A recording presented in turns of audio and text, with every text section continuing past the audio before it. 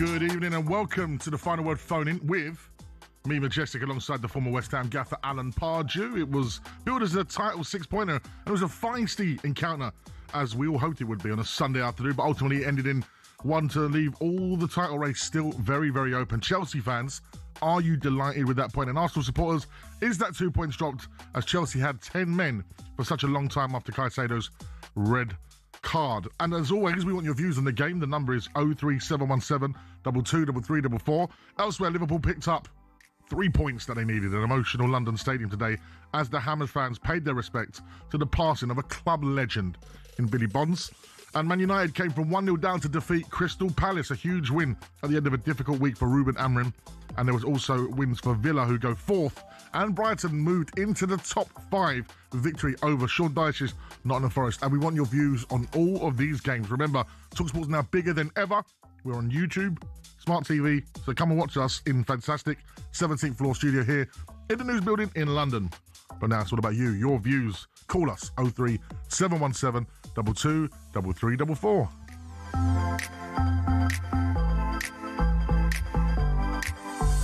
That's right, it is the final word here on talkSPORT. Me, Majestic, and the former West Ham gaffer Alan Pardew, because we talk about West Ham because it was an emotional day at the London Stadium with the sad passing of club legend Billy Bonds, who was aged 79. And of course, Pards, all rivalry aside, in the game we acknowledge characters and people that are just legendary status. And Billy Bonds, wow, talk to me about Billy. Well, obviously, when you talk about a club man, you know, this is one of those. I mean, I remember him as obviously being manager there, and bumping into him numerous occasions when he was working in the media at that particular time. And he always reminded me of Clint Eastwood, the way he kind of walked around Upton Park. The aura. Like the old gunslinger, and he was such a powerful presence whenever you sort of spoke to him. He had a level above him, above everybody else in terms of the way he carried himself. But ultimately, most people probably remember him from his playing career. Yeah. Where, in that, I've played against him just the once, and he would travel over the ground and like bad pitches. Then you can imagine those. You remember some of that footage from Upton Park when the mud's like a foot deep, and he would plough through it like a Lamborghini tractor. He would just like be steaming through, steaming here, steaming there. And leading by example, he was a real warrior of a player. Well, he played for West Ham for 21 years, winning multiple trophies, including the FA Cup twice. 799 appearances for the Hammers. He also managed West Ham in the 90s. Also played for Charlton and managed Millwall as well. Yeah. When we lose these characters from the game, and again, he would have loved tonight's derby between Arsenal and Chelsea. A bit feisty. It would have been a bit of Billy now. You could have put him in that midfield. He wouldn't have got lost in there. He would have been fine. No, as I say, really sad day at West Ham because he was genuinely loved by all of the fans. There's not even one element that you would say, I never really thought much of Billy Bonds. Everybody loved Billy Bonds. I spoke to a West Ham fan, Danny Dyer, before the game because he was on the way up there. So I had a little chat with him. And devastated. And, of course, even Danny as well as everyone here at talkSPORT sends their condolences to his friends and families. And, of course, even I'm a Spurs fan, I have so many West Ham friends where I come from. So I know a lot of them are hurting tonight. And if you want to share your memories of Billy and talk about the West Ham game against Liverpool, it's open for you, 03 717 22 3344. But once again, the sad news, club legend of West Ham, Billy Bond, dies at the age of 79. And from everyone here on The Final Word and talkSPORT, and of course from former gaffer Alan Pardew of West Ham, we send our condolences to his family. And friends, yep, absolutely. And as I said, the feisty affair that we saw at Stamford Bridge is a throwback to what Billy brought to the game. So it was nice to see that today, Pards, between two huge London rivals and two title race contenders now, would you say? Definitely. I mean, I was really thrilled, really, to watch Chelsea in the week. I thought they were absolutely brilliant. Best performance I've seen for them from a number of years, I think. And again today, they had the same kind of aggression in their play. Okay, so they overstepped it a little bit. The sending off of Caicedo, you could argue that he was just a bit above the level of, because you want to be at a certain balance as a midfield player. You want to be a great, you want to keep making tackles.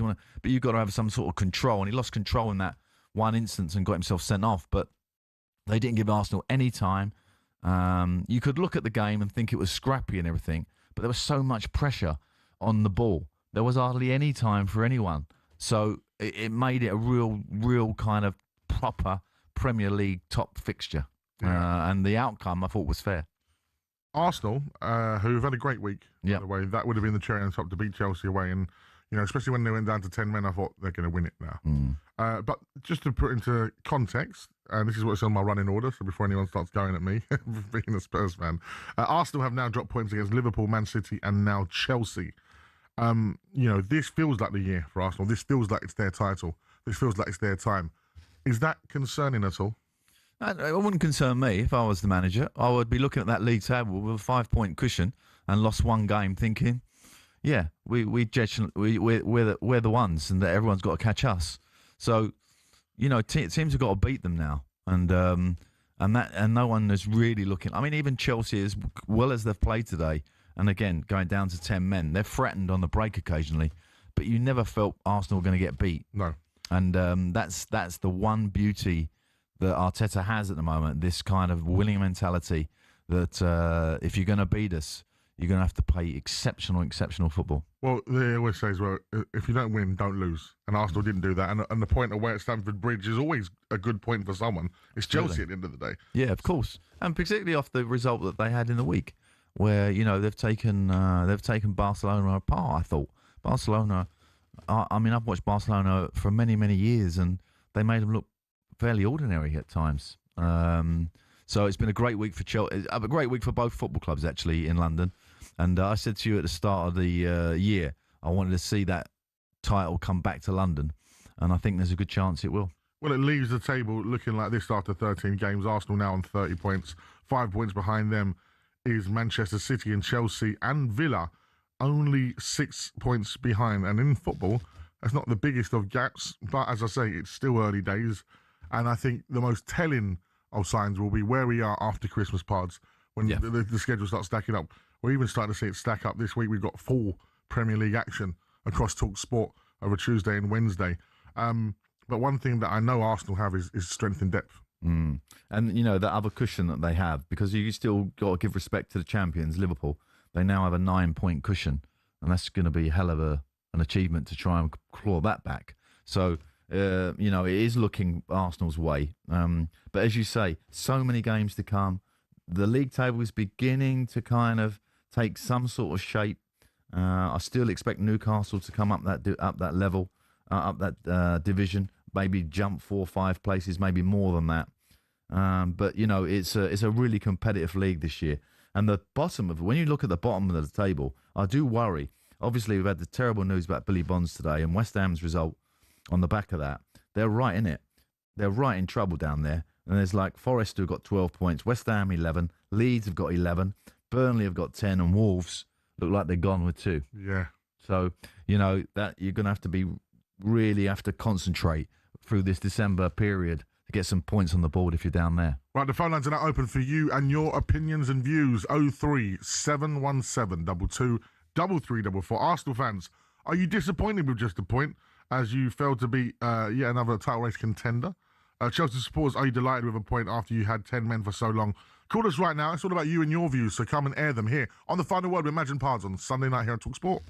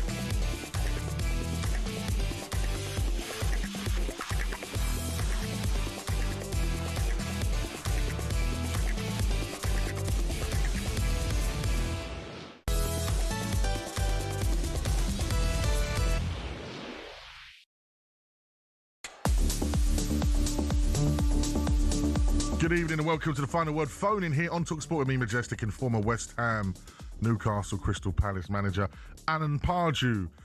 As we said at the top of the show, the sad news, of course, is that West Ham legend Billy Bonds died at age 89, and we've been sending our condolences throughout the show to Billy Bonds and his family. We've had a message here from Bilko in Wigan, who says, "Hi all, regarding Billy Bonds, I'm a Shankly era copite and fondly remember West Ham. Clyde Best was an idol for me. Billy Bonds, I always thought Billy was rock and roll. I agree with Alan that he really had a presence." That's from Bilko in Wigan. Also thinks you're a very good-looking chap, Pards. Oh, this is really kind of him. He is. Did he leave a number? Fourth 9. Right, 03717 223344 is the number to call us as the phone lines are now open. Let's go straight to a Chelsea fan first, because I thought Chelsea were brilliant today. Danny joins us. How are we, Danny? I'm very good, Majestic. Hi, Alan. Hi, Danny. Danny, do you know what? Your keeper's been under a lot of criticism in recent times. He was brilliant today. Oh, he was fantastic, Majestic. I haven't been his number one fan, to be honest. And he's had a lot of criticism, rightly so as well. Mm-hmm. But I think not just on today's performance as well. I think the last couple of months he sort of turned a corner. I think the whole team has. Yeah. We would have lost. We would have crumbled in that game a couple of months ago. We probably would have ended up in 3-1, I think. But to a man today, we were absolutely brilliant. We were at it from the get-go. Obviously, the red card deserved for Caicedo. Was an awful challenge, but I thought we come out second half, the shape. But we also carried that threat with Pedro, when Delap come on. I thought he played well. Obviously, Pedro Neto just worked his socks off. I just thought the performance in the week, Barcelona, obviously you could see the confidence, the whole team. I just thought it was an outstanding point. I just didn't think we let Arsenal play, even with, like I said, when we went down to 10 men, the shape. And I want to give a shout out to Reece James. How good was he today? Yeah. Oh, mate, if you keep Reece James fit, mate, you're a completely different team. Oh, unbelievable. That's the biggest challenge, is keeping him fit. He's played 3 games in a week. I know he didn't complete 90 minutes in the previous 2 against Burnley and Barcelona, but he's such a versatile player. He's such a calming influence on the field as well. And yeah, he's a good assistant ref, by the way. I don't know if you noticed, but he was constantly in the ref's ear today. And you need one of them. Remember Dennis Wise at Chelsea? Oh, yeah. He used to ref the game regularly. Yeah, yeah, absolutely. Assistant ref. You could see he was doing it in a way where he wasn't sort of antagonising him. Yeah, exactly. Yeah. Danny, what's the expectations for Chelsea then for this season for you personally? Well, for me, Majestic, it's just if we can sort of get rid of that inconsistency, which we're going to have with a young team, but obviously I don't want us to keep having with a young team. Like, we have got some experienced heads in that team. Look at Enzo Fernandez, World Cup winner, Marco Correa, Pedro Neto, Reece James. He's still quite young. He's so experienced now. Trevor Chalobah. So obviously, you wanna try and kick on each season. We've brought in obviously a lot of players. I just think we need to have a good run in the Champions League, cement the top 4. But I think we are in the title race. If we can, is the games like the midweek game against Leeds what worry me? You know, we've put that performance in today, but we need to kick on. We need to try and go to Ellen Road. It's a tough place, always a tough place to go, and obviously kick on, try and get the 3 points, and keep putting the pressure on Arsenal. Absolutely. Great call. Thank you very much, Danny, who says Chelsea are in the title race. Let's go to Dara, who's a Chelsea fan as well. Good evening, Dara. Good evening, boys. How are you doing? Yeah, very well. Listen, a point at home, but a very great performance. It almost feels like a win for Chelsea, that does. Yeah, honestly speaking, just from even watching the game, I kind of felt like, you know what, we actually dominated Arsenal literally from first half. Even second half, when we got the red card as well, I kind of felt like the whole team kind of worked together to be able to actually defend, you know, and also not let Arsenal play a lot more. At the beginning of the game, I kind of was a bit, you know, skeptical whether, you know, how the game's going to go, but I think Maresca got the tactic absolutely on point today, and the lads played absolutely amazing just watching them. And I think we just got to keep this momentum going on. And I feel like we really are like going to challenge for the title. You've got enough quality there, Dara. You've got enough quality in that squad, especially. We do, but I think one of the things that we know is we still have young players. Some of them are not experienced enough, but of course with the way we're playing so far, I feel like it allows us to be able to be like, okay, you know what, getting more of this youngsters. Estavo as well, playing for our team, making a massive difference in the team. And I think today kind of shows that, you know what, we are a team that a lot of teams should be able to be scared of when they face us. Pards, do you think if Chelsea look in, maybe not January, but the summer, to sign a couple of experienced players from the Premier League? I don't think they do that. They don't do that. No, they're going to stick to this project. But I want to say just a little, hat off to the manager, Maresca, because he's juggled the team really well this week. Remember, they played Barcelona and they were really at it. Yeah. And to get the team up again. And what was impressive today, really impressive, I thought, was how the Chelsea team handled the 10-man situation. Yes. They didn't look like they kind of just sat back and sucked it up. And they were still aggressive. They were still aggressive. Yeah. They were still trying to, try and score. And I thought they've obviously, you do work on the team when you take a player out and you work with your shape of your 10 to sort of know exactly what you're going to do when that happens. But the transition from the 11 to the 10 was hardly noticeable. No. And when you're taking off a player of that ability, in Casido, I mean, he's a massive player for them. And still, they kept the game, fairly level in terms of a competition. So fair play to him. And the juggling act he has to do with all those young players. It must be difficult because they all want to play. Particularly young players. They all think they should be playing. It must be a difficult job. Absolutely. We've had a message here from Al, the Arsenal fan, who regularly listens to the show. Great listener. Says, good evening, gents. Love my chilled Sunday evening with you fellas. Thank you for always providing a great show. It's our pleasure. Chelsea-Arsenal, before the game, I'd take a point, but in my opinion, the sub should have been brought on at half-time. Attacking-wise, we weren't on it, and we need different options off the bench earlier, but huge credit to Chelsea. They were superb and stood up to us today. Fair play. Overall, win your home games, win a few away, don't lose, and don't let your main rivals take points off of you. Then we'll be in a great position. God bless us, Al, the Arsenal fan. But maybe that's the situation we're looking at, Al. Liverpool, Manchester City, and Chelsea, they're all 3 games have dropped points. But like you said, their cushion elsewhere is fantastic. Yeah, if they were looking for them to, chase down these 5 points, then okay, that might be an issue. But they're winning by 5 points, so it's not so much of an issue. And by the way, they would have scored the winning goal tonight. I mean, Timber has actually taken it off. Gyökeres is going to head it in at 91 minutes. Gyökeres, the Swedish international. And Timber just took the header right up, just took it in front of him. Communication. And that was a bit of a shame. But as you say, it wouldn't have been deserved. I thought the draw was definitely the right result. Let's get Bobby, the Arsenal fan who was at the game, joining us on talkSPORT. How are we, Bobby? Hello, mate. How are you? Yeah, well, I'm better after my terrible team Spurs yesterday, but it was a great... Yeah, but you're a decent Spurs fan, mate. I respect you because you're honest, and I'm not going to gloat. No, but listen... I'm not going to gloat. 5 points clear. Apologies. Can I just check, who is it with you? I just want to pay my... Alan Pardew. Alan, I love you and I hate you for 2 reasons. I love you because when you scored that winning goal in the semi-final in 1990, I had a tenner on it. I promise you, I had a tenner on it for you to score. Yeah, nice one, Bobby. But then I don't like you for what you did to Arsene when you did your little wave at him when you won 1-0 that game. That was naughty. Yeah, it was a bit cheeky. You're a bit cheeky. But But you do know that when we win a court, he was the only one who was found guilty for his reaction. I mean, I'm just pointing you out. Oh, there you go. I love that. Yes, I agree with that. But anyway, to the game today, I'm happy. I'm on my way back from the game. No Saliba, no Gabriel. Yeah, exactly. No forward. Chelsea are a very good side, and they're only going to get better. Reece James, I thought, was fantastic today.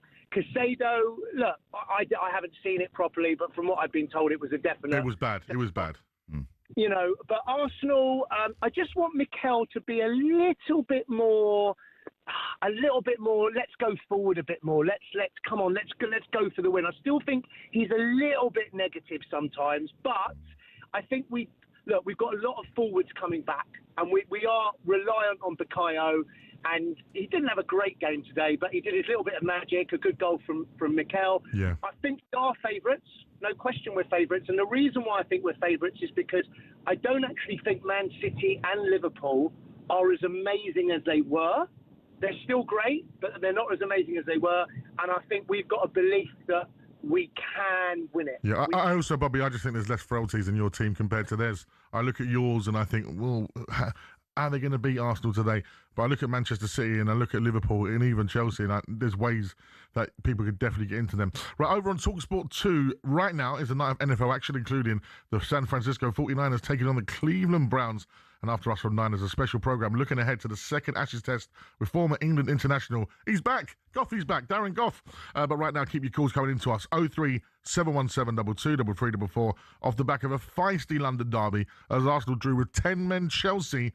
A point gained or a point dropped. Bobby was happy with it. We want to hear from you and your views, so call us right now. That number is 03 717 223344. It's Majestic. It's Alan Pardew. It's the final word.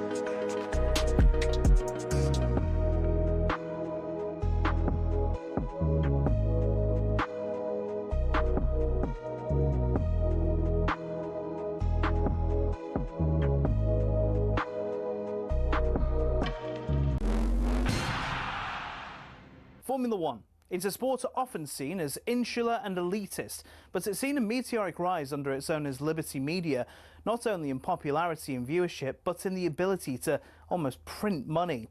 From greater access to more races, here's how it happened. For decades, Formula One was owned and run by one man, Bernie Ecclestone. He was old school, someone who thought the sport itself was enough, and there was no need for all this modern marketing and social media nonsense. But in 2016, Ecclestone agreed to sell his baby to American group Liberty Media. It cost Liberty Media $4.4 billion, and they quickly got to work.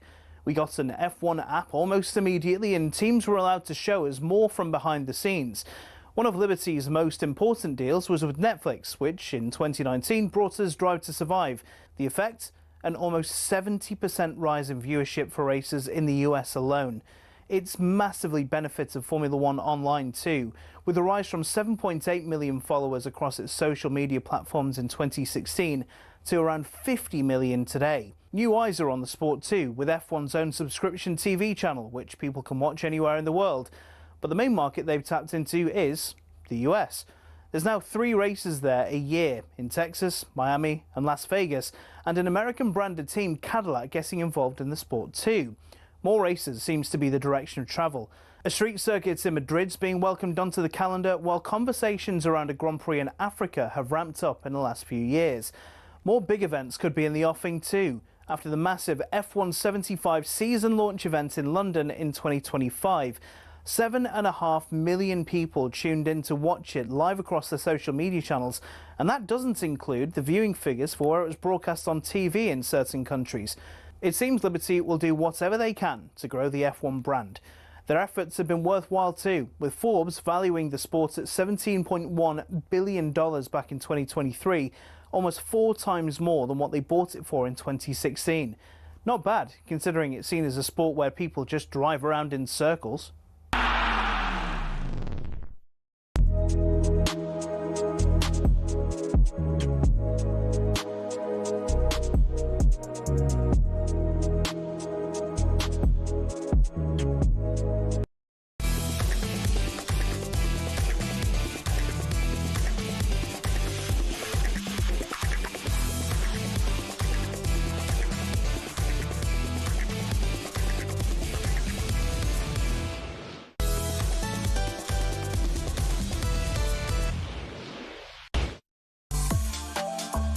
Welcome to the Final Word Phone In with me, the Grammy-nominated artist Majestic, alongside the former Crystal Palace, West Ham, and Manager of the Year, Alan Pardew.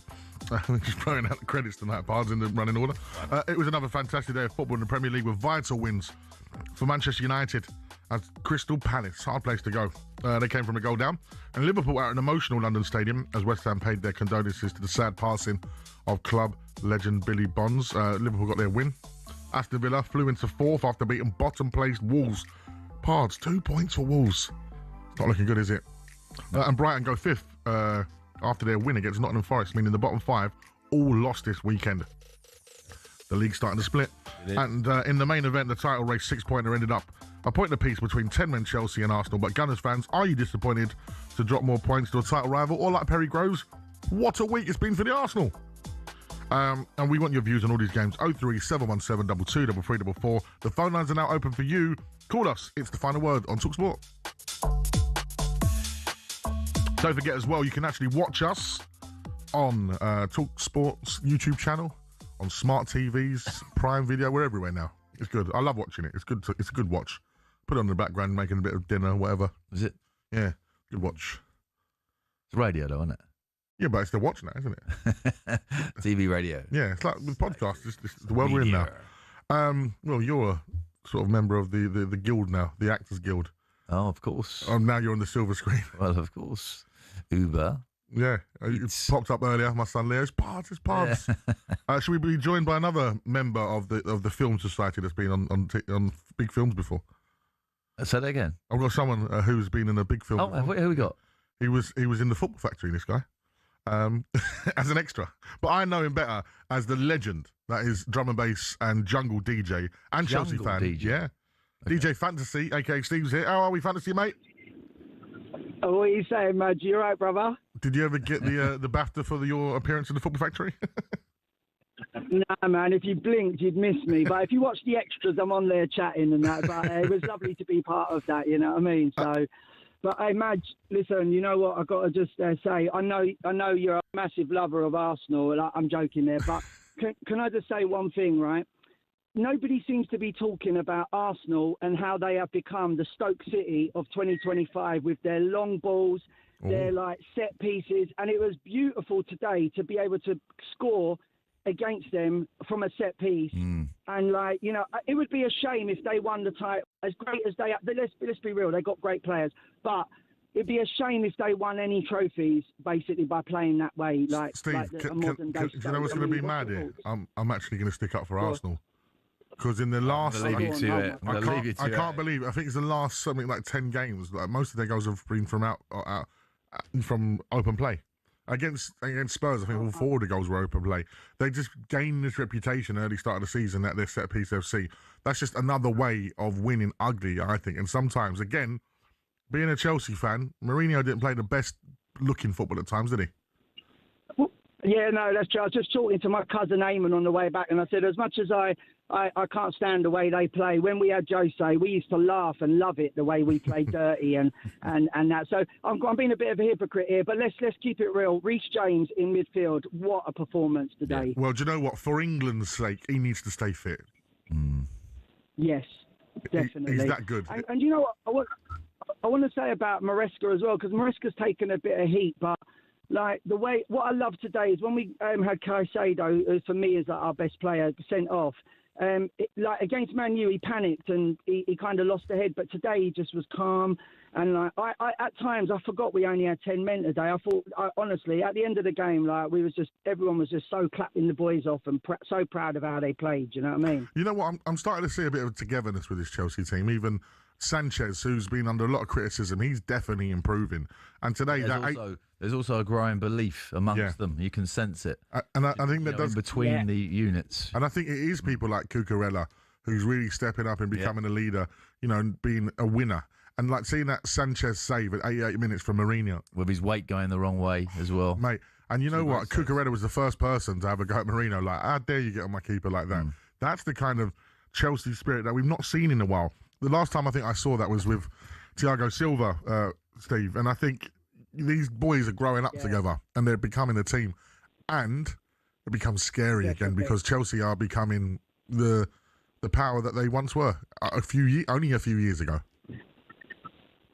Yeah, I mean, I think we might be just short of like winning the title, but I think we're definitely going to like give City a helping hand to winning it because we have got to win it. We cannot, under no circumstances, can Arsenal win this title. If they do, I will be offline for the whole summer.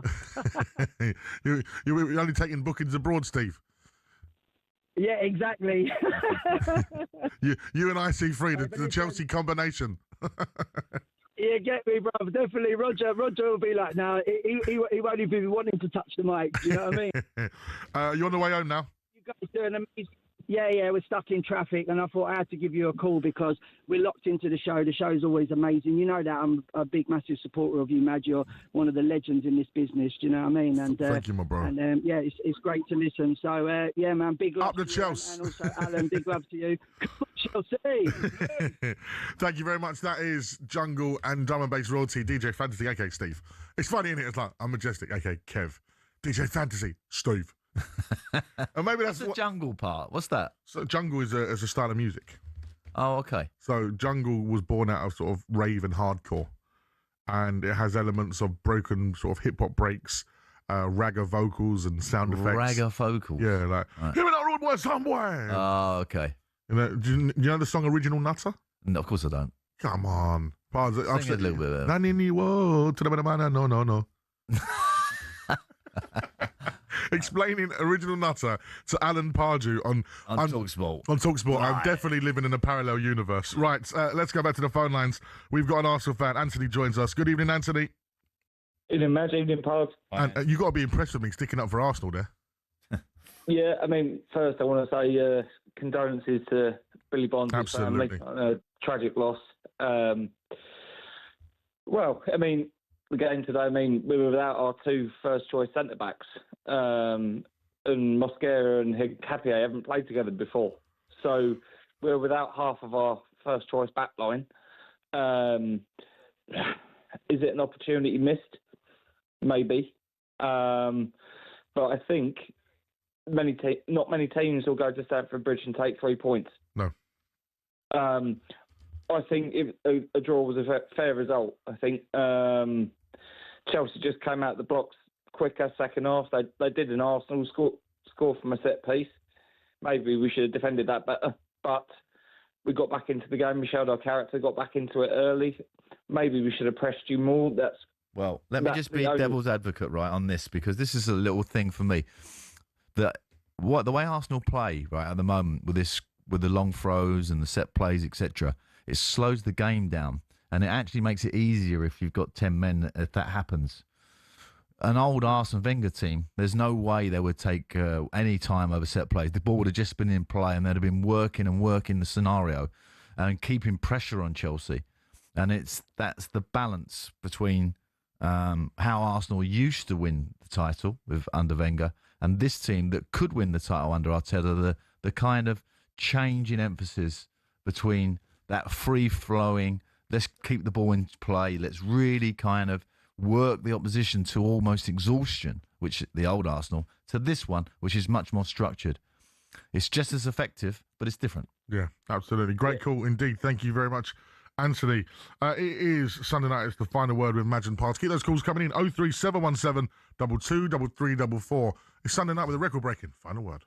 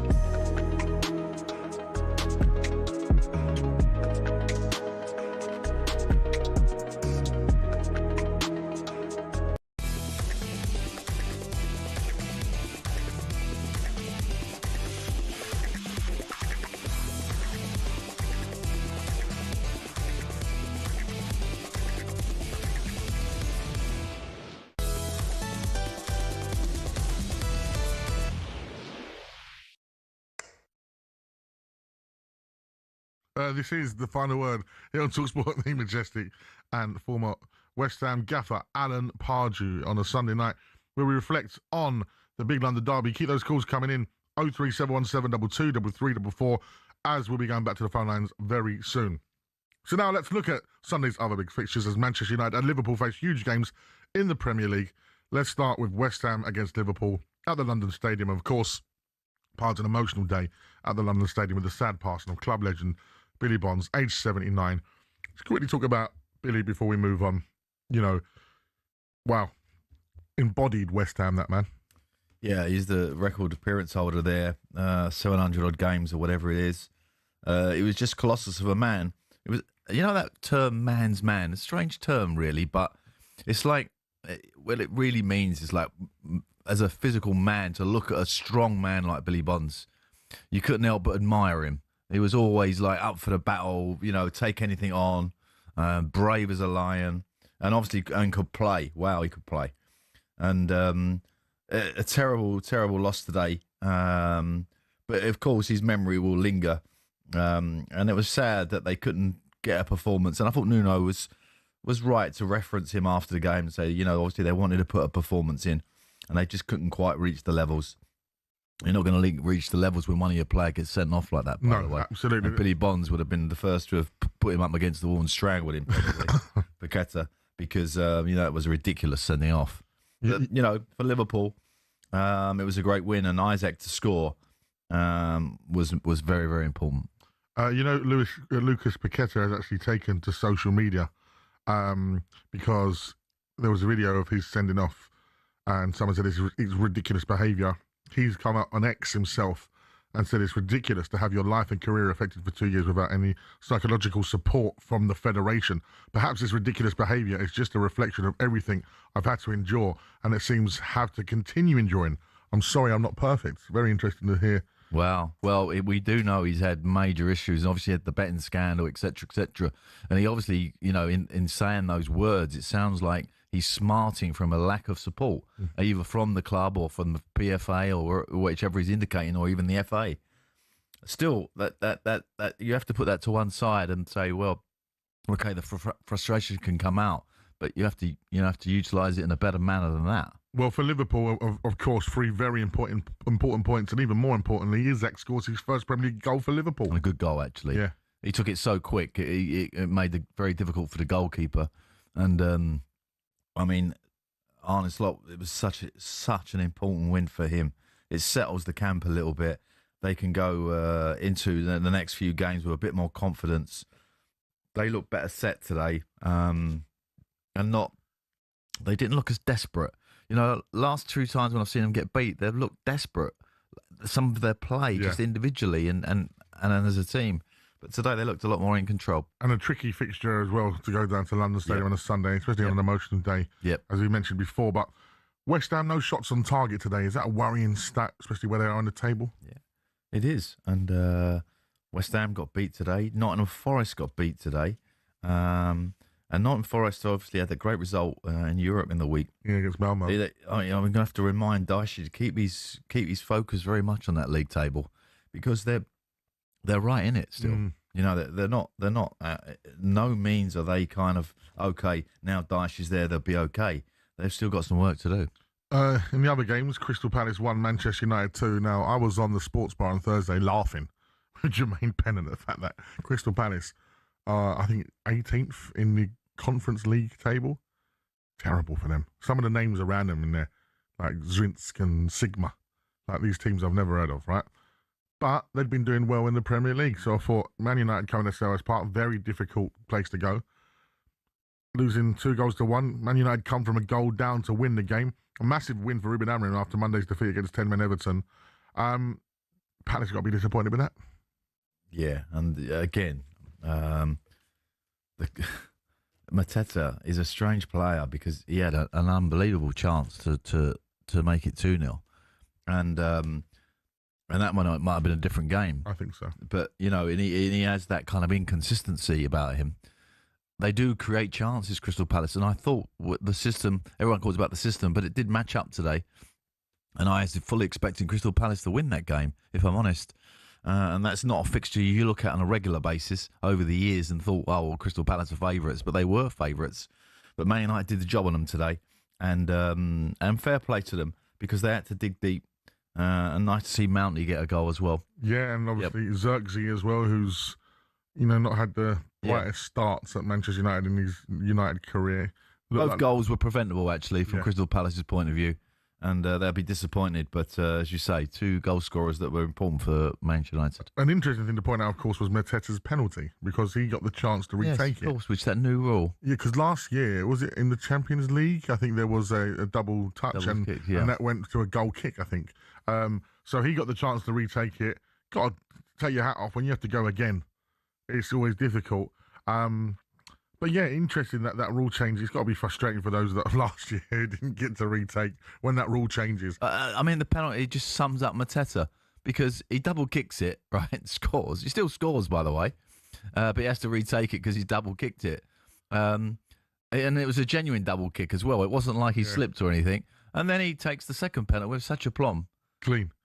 You know, it's just like it must be very difficult to work with him because he probably does that in training. He probably scores some unbelievable goals and then misses complete sitters. Yeah, I know exactly. There's always been players like that through the ages, isn't there? Unfortunately, I think my son's one of them. Oh, no, you can't say that.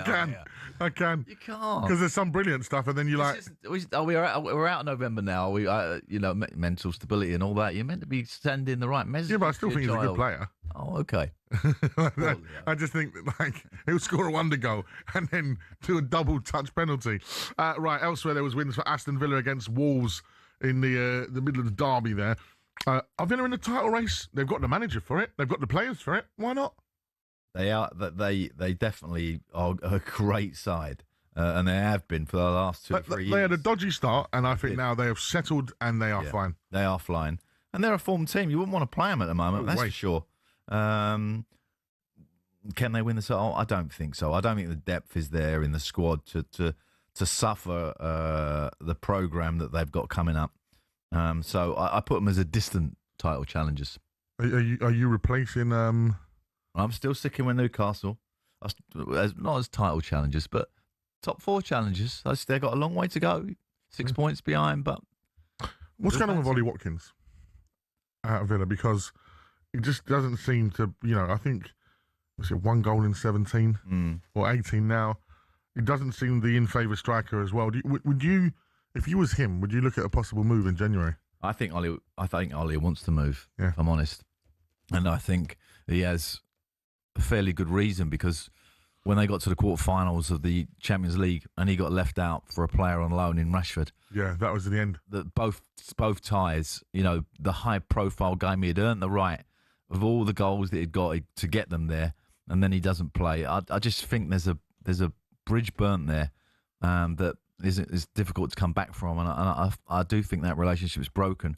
I might be wrong, but looking at his body language and everything else about him, probably best for everybody for him to move on. Absolutely, and he's a great player, and to get into the England frame, he might need to move on. I think so. And you can hear Manchester United's next Premier League game against West Ham this Thursday, and Liverpool's game against Sunderland on Wednesday on the talkSPORT network as we bring you live coverage of all 10 midweek Premier League ties. Yeah, big week this week. talkSPORT. Check out the website, talksport.com. Download the app to listen to all of the action. So we want to hear from you and your views on these games. Get your calls coming into us. 03 717 22 3344. It's Majestic and Alan Pardew. Sunday night on talkSPORT. It's the final word.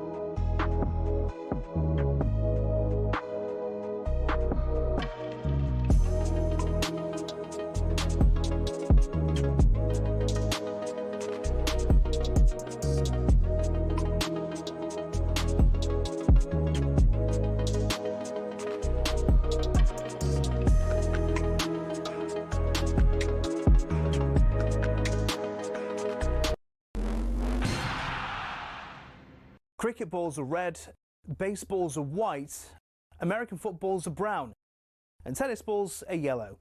We don't even think about it really, but the story behind the tennis ball is actually quite interesting and even involves Sir David Attenborough. I know, here's the tale.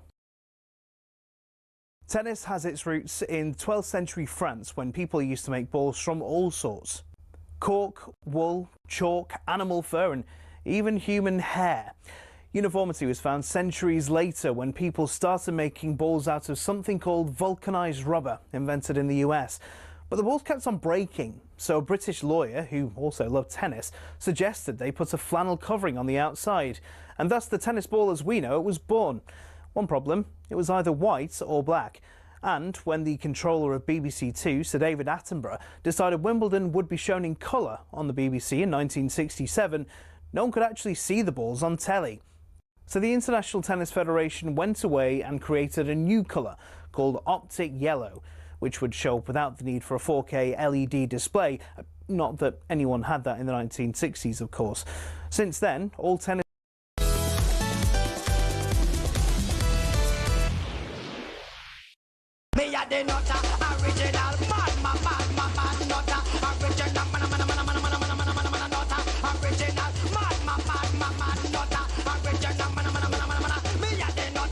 Come on, Pards. You having this one? I don't think even in my heyday I could have had this one.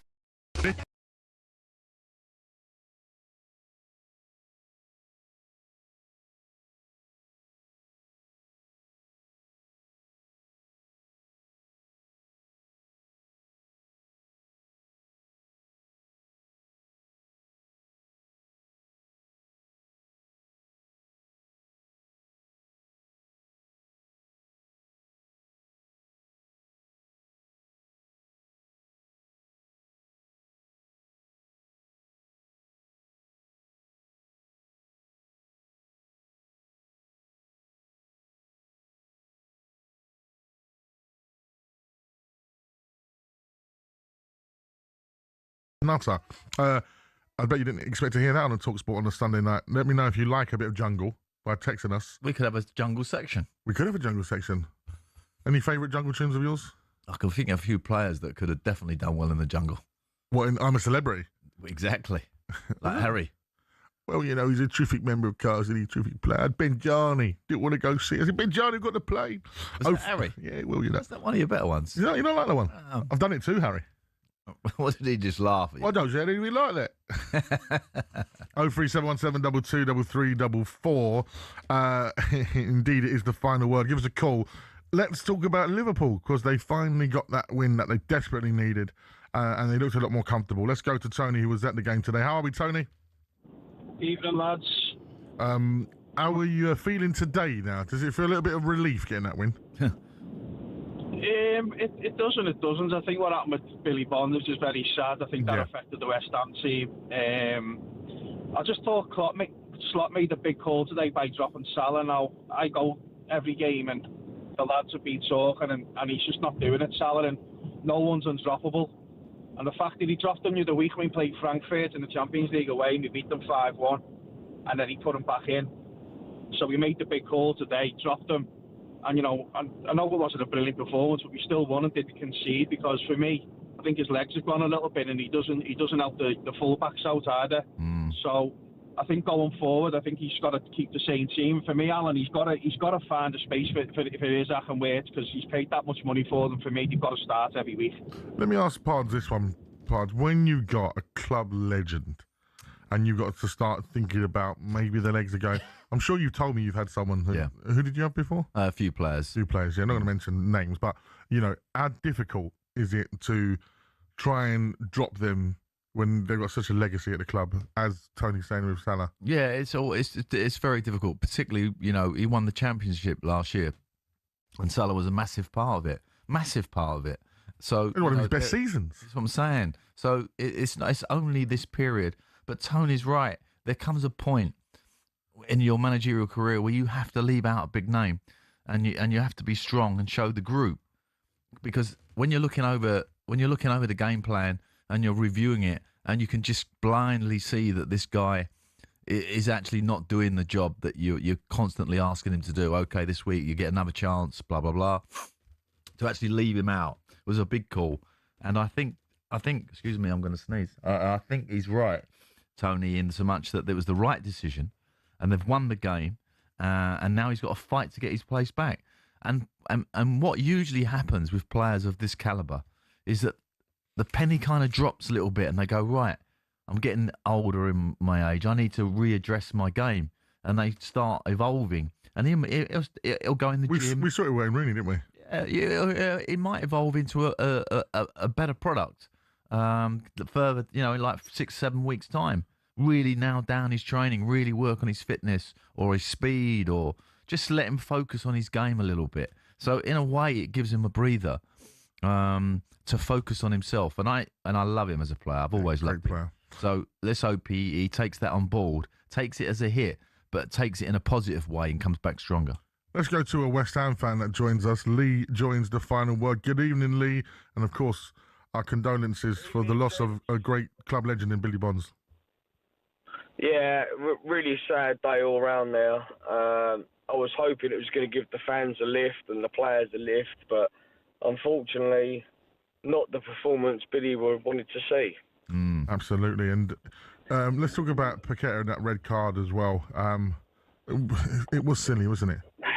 Is that one of the most needless sending-offs anyone could ever get in football? I mean, especially following what he's gone on with for the booking and for the gambling controversy that he's had. And then he gets booked and 20 seconds later he gets sent off for dissent. It is as bad as it gets for a professional footballer. And you're only 1-0 down at that point. There's a way back into the game. And not only that, we were that second half, certainly for the first 15, 20 minutes, there was pressure on Liverpool there. And yes, we conceded. Had he not got sent off, that could have gone either way, that game. The minute he got sent off, it was as if all impetus went out of the side. But how silly of him. And he's arguing Nuno on the side as well. And I go up with a group of boys that are all old school, Upton Park, West Ham lads, and they've all said he would never play for me again. Yeah, that's their view on his dissent. Yeah. It was that bad. And I think that what we said earlier, that he's put a quote out tonight about sort of leaning on the lack of kind of protection he's had over that gambling is an issue for his frustration. But that's no excuse for him to do that, in my opinion. I do understand he's had a bad time, but that was ridiculous what he did today. And as I say, on back of the memory of Billy Bonds, of all people, who would have really hated that situation happening. So, Lee, I'm going to ask you a really difficult question, but do you feel like you're in a relegation battle 13 games in? Yes. Yes, I think so too. 100%. 100%. I'm West Ham through and through. The earliest picture of me at 3 months old is wearing a West Ham dressing gown, and I've never seen this club in such turmoil. Even the relegation season we had back in 2011, we've never looked this bad. We've never had players that don't care so much. And for Paqueta to do what he did today showed dissent for what he cares about West Ham. You know, it's all well and good kissing the badge after you score a penalty. It's these moments when it gets tough, that's when you really have to show, like a Billy Bonds would do. Yeah. I mean, what I worry about West Ham is, can you imagine if Bowen got a long-term injury? I mean, because for me, he could keep him in the division. He's that good, right? With a team around him. I mean, the team doesn't look great, but he could do enough. If he gets injured, wow, they're in big trouble. I hope that doesn't happen. Great call. Thank you very much, Lee. Let's go over to a Villa fan who is at the game today. Jez joins us. How are we, Jez? Very well, thanks, Majestic. Hello, Alan, as well. Jez. Listen, Aston Villa, 4th in the Premier League. 4th in the Villa. 6 points behind the league leaders. Are Aston Villa in the title race, Jez? Yeah, we're in the mix, aren't we? Yeah. And I think we're understated as well. That's where we want to be. I tell you the Agreed. interesting thing at the moment, if you look at us in European competition last season, we were struggling playing on a Sunday, and I think we lost 4 in a row after playing midweek in the Champions League. This season, we've won all 5 games after Europa Cup League games. Is that right? Wow, that's a great achievement. And look at how strong we came on from February last season onwards. I think out of the last 9 games, we won 8 of those on the trot. So, we were challenging after that challenging Champions League phase, where we were struggling post those games, to get in 5th in the league, and we should have had 4th on that final day of the season. Got it. Emery's making the squad is 3 seasons in with him now, isn't it? But we've got McGinn recontracted, Dean recontracted, Kamara, Rodgers, they've stayed. There's obviously a belief in the manager and what he's doing there. And Villa Park's a fortress. It's an absolute fortress at the moment. We've lost 1 game in the last 30 matches at Villa Park. Wow. We've got the 3rd best record in Europe at home at the moment, behind Real Madrid and Bayern Munich. And the listeners need to understand that. We're a difficult team to beat, and we're not even playing that well at the moment. And we got a result today. We didn't play that well. I was impressed with Wolves. They worked their socks off. In terms of going forward, you've got Arsenal next Saturday at home at the Fortress, that is Villa Park. You get a result against Brighton away from home, which is difficult. It's on Wednesday, of course. talkSPORT will have it covered. Full coverage across the league. You could potentially be 3 points off of top if you do a job in Arsenal, if they win their next game as well. Difficult game Wednesday, as you say. Brighton are playing really well, aren't they, at the moment? So that's a big one. That's a really big one. So look, 2 games, 6 points. Where does that put us? We've got every chance. I tell you what, everybody's going on about Arsenal, how good they are. Bring it on. Last season we lost 2-0 to them. We should have won that game. Well, I'm just looking at your front 3, right? That you played today, right? Buendia, Rodgers, McGinn. That's a good 3 there. Yeah, it's a good 3, but all the top teams have got good 3s. I look at their goals for Villa, 16. I need to get some more goals on the ball. But do you think that's where, in terms of to challenge for the title, right? They do, but they're definitely in the mix. Well, let me ask. Let me ask you this, because Ollie Watkins seems to be out of favour, right? Marlon seems to be the first choice, doesn't he? And he's delivering for you. Yeah, Pard's made a good point there. I tell you what, watch the January window. We'll bring a striker in. It's going to happen. It's going to happen. Brentford fans, sorry, Thiago's in the mix. It's going to be interesting. Watkins, we should have taken 40 to 60 million for him. Arsenal fans, you should have had him. Yeah. At the moment, we are the highest scoring team in the league, in the Premier League, from outside the box. I tell you what, we're doing something right. We get a striker who can put him in from 6 yards. Happy days. Watch Villa come on. Yeah. Brilliant, cool. Thank you very much, Jez. A very upbeat and positive Villa fan who says Villa are in the title race. Some big games about Villa. The one thing you got to say about Villa. The Villa. If I had to line all them managers up in the Premier League that are currently available, right? Let's say all of them are available. He's up there. he's definitely in my top 3. Definitely might even be my top 1. So top 1 is probably going to be Pep. That's number 1. It's got to be Pep, innit? Who's better than Pep? Oh, I'm not listening to you. I want the 3. Pep. Then you've got to say Arteta. Not well, I'd have Emery in front of him. Would you? You'd have Emery in front of him because of what he's done. Yeah, of course. You've got to look at his CV and the clubs that he's had. He's never, he obviously he had the Arsenal and it didn't go particularly well there. But all the other clubs, he's done unbelievable job. Unbelievable. I thought he was a bit unlucky at Arsenal, if I'm honest. Yeah, he didn't get the. Imagine if they backed him the way that they backed. Arteta. Yeah, and sometimes you need a bit of luck, and you need that game that goes your way instead of going the other way. And he might have got a longer run there. But what he's proven at Villa is that that record and that ability to go from Europe to Premier League, he has got. He's the master of that. He's the master. Pards, lots of people love jungle music. Jungle is massive. Peter Adams says Omni whole new genre to me. Omni Trio, Renegade Snares, classic jungle. Pards will love that. It's a great tune. Renegade Snares, by the way. Jungle is massive. How about a little bit of Pendulum, old school masochist. Bad boy, hear me now. Jungle is life. Pick up the Rupture birthday event this weekend. Real jungle ravers. Love the show. Always lock in.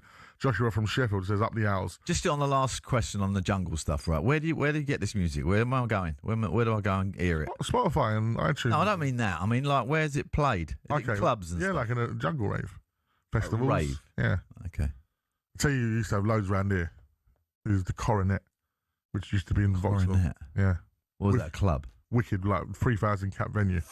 Old like cinema. Brilliant. That one at Elephant and Castle, that great big one. Ministry of Sound? Yeah. Yeah. That's gone now, isn't it? That's still there. Still there? Yeah. Okay. Will you get jungle in the Ministry of Sound? Yeah, you will. Well, I know where that is. You get AWOL, a way of life. Legendary jungle brand. Right, 0371722 344. We're going to be hearing from Mikel Arteta, Enzo Maresca, and all the jungle is massive next.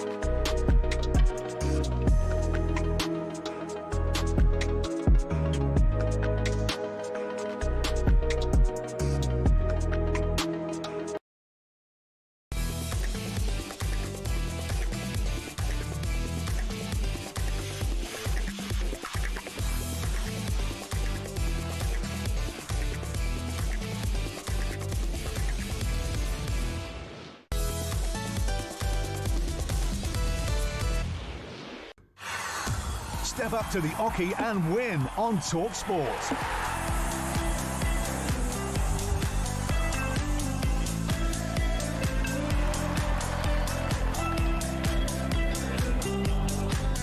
It is darts season, so I'm enjoying a bit of darts music ahead of the PDC World Darts Championship. We're closing in on the talkSPORT Darts Presented Trophy 2025.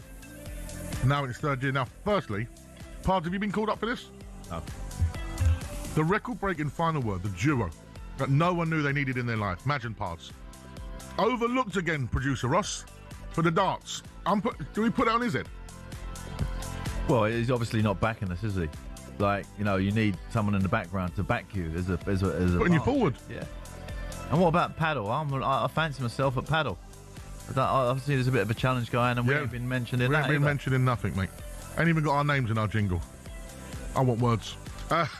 But for you lot, we are going to have a massive darts presenter trophy once again. We're 8 of talkSPORT's biggest names. Go head to head. Nice. Yeah, innit? The B team. Ahead of the PDC World Darts Championship kickoff. And this year, you and a mate could be right there with us. You'll be the only members of the public allowed in on Wednesday, the 10th of December, in London. Even me and Pards ain't been invited.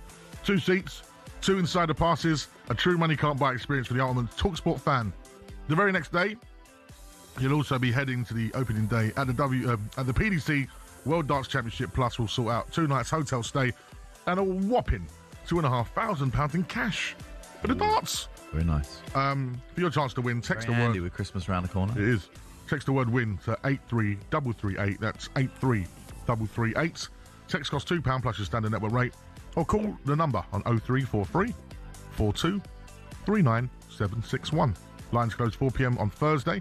That's when you'll need to answer your phone if it rings. 18 plus, UK excluding Northern Ireland. Your chance to win this amazing prize. Text the word win to 83338 now. This is a network promotion. Full T's and C's at talksport.com. Good luck. Yeah, not made the cut, Pards. And you know I'm brilliant at maths when it comes to darts. You know, like how to finish. Yeah. I can't actually put the dart where it's meant to go. Yeah, but you know the numbers. I know the numbers. So if I was in your ear, I could be like, Madge. Do we have the lineup for that darts? Double 18, bullseye, double top. Have we got a lineup for it yet? It's on the website. We'll check the website in a moment whilst we're listening. These 8 names better be big. They better be. I expect them to be big. We'll be the judge of that after this, because before we get back to your calls and mine and Pards' assessment of if these are the top dogs on talkSPORT. Yeah, exactly. Let's hear from Arsenal boss Mikel Arteta, who spoke to talkSPORT's Alex Crook after today's feisty 1-1 draw at Stamford Bridge. Yeah, it was a proper London derby from the first kick. Every action, every duel, you sense how much it was at stake. 2 very, very competitive teams in really good moments, and it was a big battle for many minutes in the first half, especially a lot of interruptions, very short sequences of play, and the game had to settle at some points, and it wasn't certainly settled the moment, like I said, I got the red card, and we started to totally play a different game, and we had the opportunity to change at half-time. We did it to start to get very clear what we had to do, the kind of game. We have 4 players with yellow cards that they were constantly targeted as well, and that's what they had to do as well. So we made the sub of Ricky, and we had no time to settle, because in the first kick of the second half, we conceded the free kick, the wide free kick, and then the goal. And then emotionally, after the week that we had, it's a tough match to play. It's not very often that you're without both Gabriel and Saliba for a Premier League game. How pleased were you with the 2 relatively experienced centre-backs today? Yeah, we are missing them. So 2 centre-backs against a really, really good opponent. Your captain, your 9, your other 9, your winger. So it's a lot. But the team is responding incredibly well, and we need to continue to do that. You mentioned the yellow cards as well. 4 bookings for you in pretty quick time. Do you think maybe the referee could have let the game flow a bit more? Did he need to dish out as many cards as he did? Did that sort of set the tone for what was quite a feisty affair in the end? I don't know. That's the way Anthony dealt with the game, and he probably saw that it was the right reasons to do that. But it's true, there were a lot of bookings, a lot of challenges, and a red card as well. And Crookie also caught up with Chelsea head coach Enzo Maresca, who had this to say on his side's performance with 10 men. Very happy with the performance. We're very happy. Sometimes you have to be happy with 1 point. I think 11v11 We were a better team than them. We create chances, we controlled the game, we didn't concede nothing. And then, for sure, the red card changed the dynamic of the game, but the players, they were outstanding. You were quite bold with your changes with 10 men today. Obviously, you brought on Alejandro Garnacho, you brought on Liam Delap early as well. Was that to make sure that you kept a threat on the counter-attack and kept Arsenal honest, if you like, defensively? Yeah, it was just to have a little bit more pace compared to the first half, where the game plan was different with Estevao. Then with Garna, we changed a little bit. But overall, the ones that they start, the ones that they were inside, I think they were all good. And obviously the disappointing aspect, as well as today losing Moises Caicedo, is he will now serve a 3-match suspension. How big a loss will that be? Yeah, it's a big loss. I don't know if they're going to be 3 or 2 or 3. I don't know. Anyway, but for sure it's a big loss for us. Yeah, it will be a massive loss losing Caicedo for 3 games. It will be 3 because it was disgusting. Yeah. You know, whether he meant it or not. Well, he didn't mean it, but it was a straight leg challenge to an ankle. Which, and when you slow those down, they look so bad. Yeah. I've got the names for the darts part. Do you want to hear them? Go on. Dean Saunders. Yeah. Jermaine Pennant. Gabriel Blanc-Lahore. Andy Goldstein. No. Natalie Sawyer. No. Darren Bent. Sorry, Natalie, I love you, but... Darren Bent. No. Jamie O'Hara. Yeah. And Jason Cundy. Yeah, we got them 2 boys, you know, they're darts. I don't know why Benty and Goldstein ain't together. They're a drive team. Are you like, if we was in the darts, I want to be with you. It's me and you. Oh, well, they're not playing together? No, they're playing against each other. Benty's with Natalie and Gabby's with Goldstein. Oof. Don't fancy either of those 2 teams. It's not. So are you There's back? a lack of cohesion there. Are you back in the sports bar to win the darts? Yeah, I think sports bar favourites. Yeah? Yeah. Dean Saunders and Jermaine Pennant? Yeah, danger. They're the danger. Quite dark horses then, ones. I think Dean Saunders, because of the background of that, of his lifestyle and everything else, I think he's a mean darts player. Yeah. I can imagine him in the bar having a few jars. Listen. Banging the darts away. I don't know. Telling the tales. Because he can spin a yarn, can't he, Dean? He can. I'll tell you what. Good storyteller. You can win Manager of the Year. You can be multi-platinum selling artist with a Grammy nomination. Don't mean you're in the talkSPORT darts. And know how to mix a jungle. Exactly. Yeah. We've had so many people mention us about jungle, by the way. We had to do a final word jungle special on Sunday. Right, 03717223344. By the way, if they ask us, I'm not going. Just so you know now. Oh, we were done. No, we're done. No. What I think they should do, though, definitely for next year, is you should get relegated. So, for example, if you come, like, where the position is, if you're on the bottom 2, you're out next year's competition. What, then, bringing people like... No, I'm not doing that, mate. No, I'm not going out. I'm not coming up from a division below. No chance. No way. No. I either come in right at the top with you or not at all. Okay, sorry. Barry is schooling me about the talkSPORT here. Madge, the darts are singles, and those pairs are the matches. Oh, I see. So it's I see. It's singles. Oh, okay. Actually, even more interesting. Thank you, Barry. I thought it was like a double teams. Yeah. Oh, yeah. Oh, okay. Anyway, it's going to be great, and you've got the chance to be there, as you heard from that competition. So make sure. I won't be there. Well, we've not been invited, so we will not be there. Yeah. 03717223344. Have you didn't invite the Christmas party yet? No. No, nor have I. It's talkSPORT.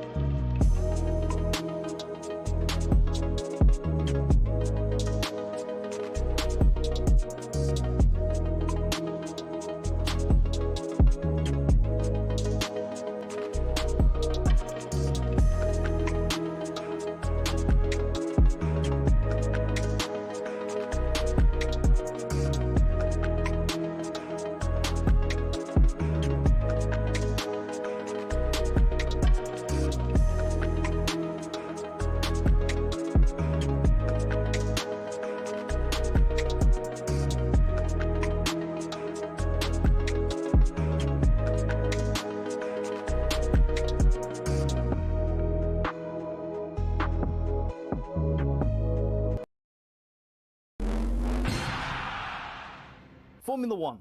It's a sport often seen as insular and elitist, but it's seen a meteoric rise under its owners Liberty Media, not only in popularity and viewership, but in the ability to almost print money.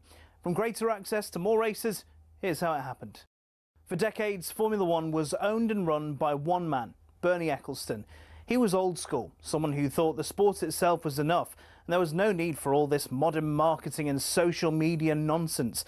But in 2016, Ecclestone agreed to sell his baby to American group Liberty Media. It cost Liberty Media $4.4 billion, and they quickly got to work. We got an F1 app almost immediately, and teams were allowed to show us more from behind the scenes.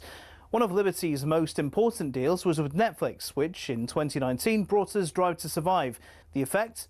An almost 70% rise in viewership for races in the US alone. It's massively benefited Formula One online too, with a rise from 7.8 million followers across its social media platforms in 2016 to around 50 million today. New eyes are on the sport too, with F1's own subscription TV channel, which people can watch anywhere in the world. But the main market they've tapped into is the US. There's now 3 races there a year in Texas, Miami and Las Vegas, and an American branded team, Cadillac, getting involved in the sport too. More races seems to be the direction of travel. A street circuit in Madrid's being welcomed onto the calendar, while conversations around a Grand Prix in Africa have ramped up in the last few years. More big events could be in the offing too, after the massive F1 75 season launch event in London in 2025. 7.5 million people tuned in to watch it live across the social media channels, and that doesn't include the viewing figures for where it was broadcast on TV in certain countries. It seems Liberty will do whatever they can to grow the F1 brand. Their efforts have been worthwhile too, with Forbes valuing the sport at $17.1 billion back in 2023, almost 4 times more than what they bought it for in 2016. Not bad, considering it's seen as a sport where people just drive around in circles.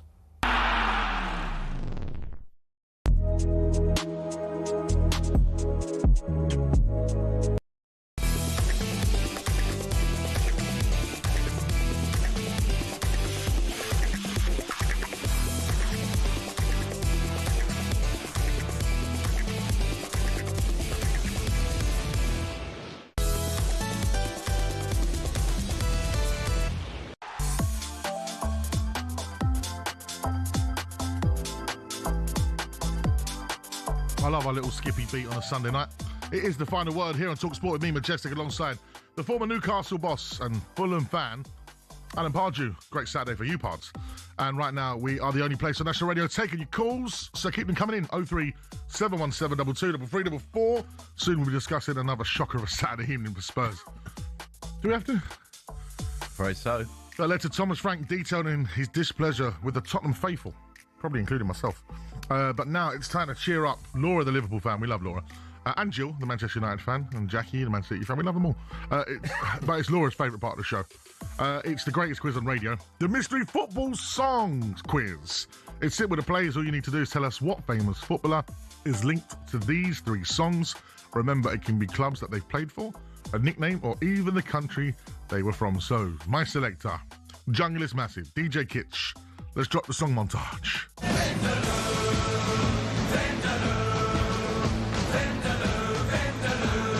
So, song number 1 is Vindaloo, which was written and sung by Keith Allen. Song 2 is Kylie Minogue, Hand on Your Heart. One of my favourite Aussies. Kylie. Oh, yeah. Oh, we love her.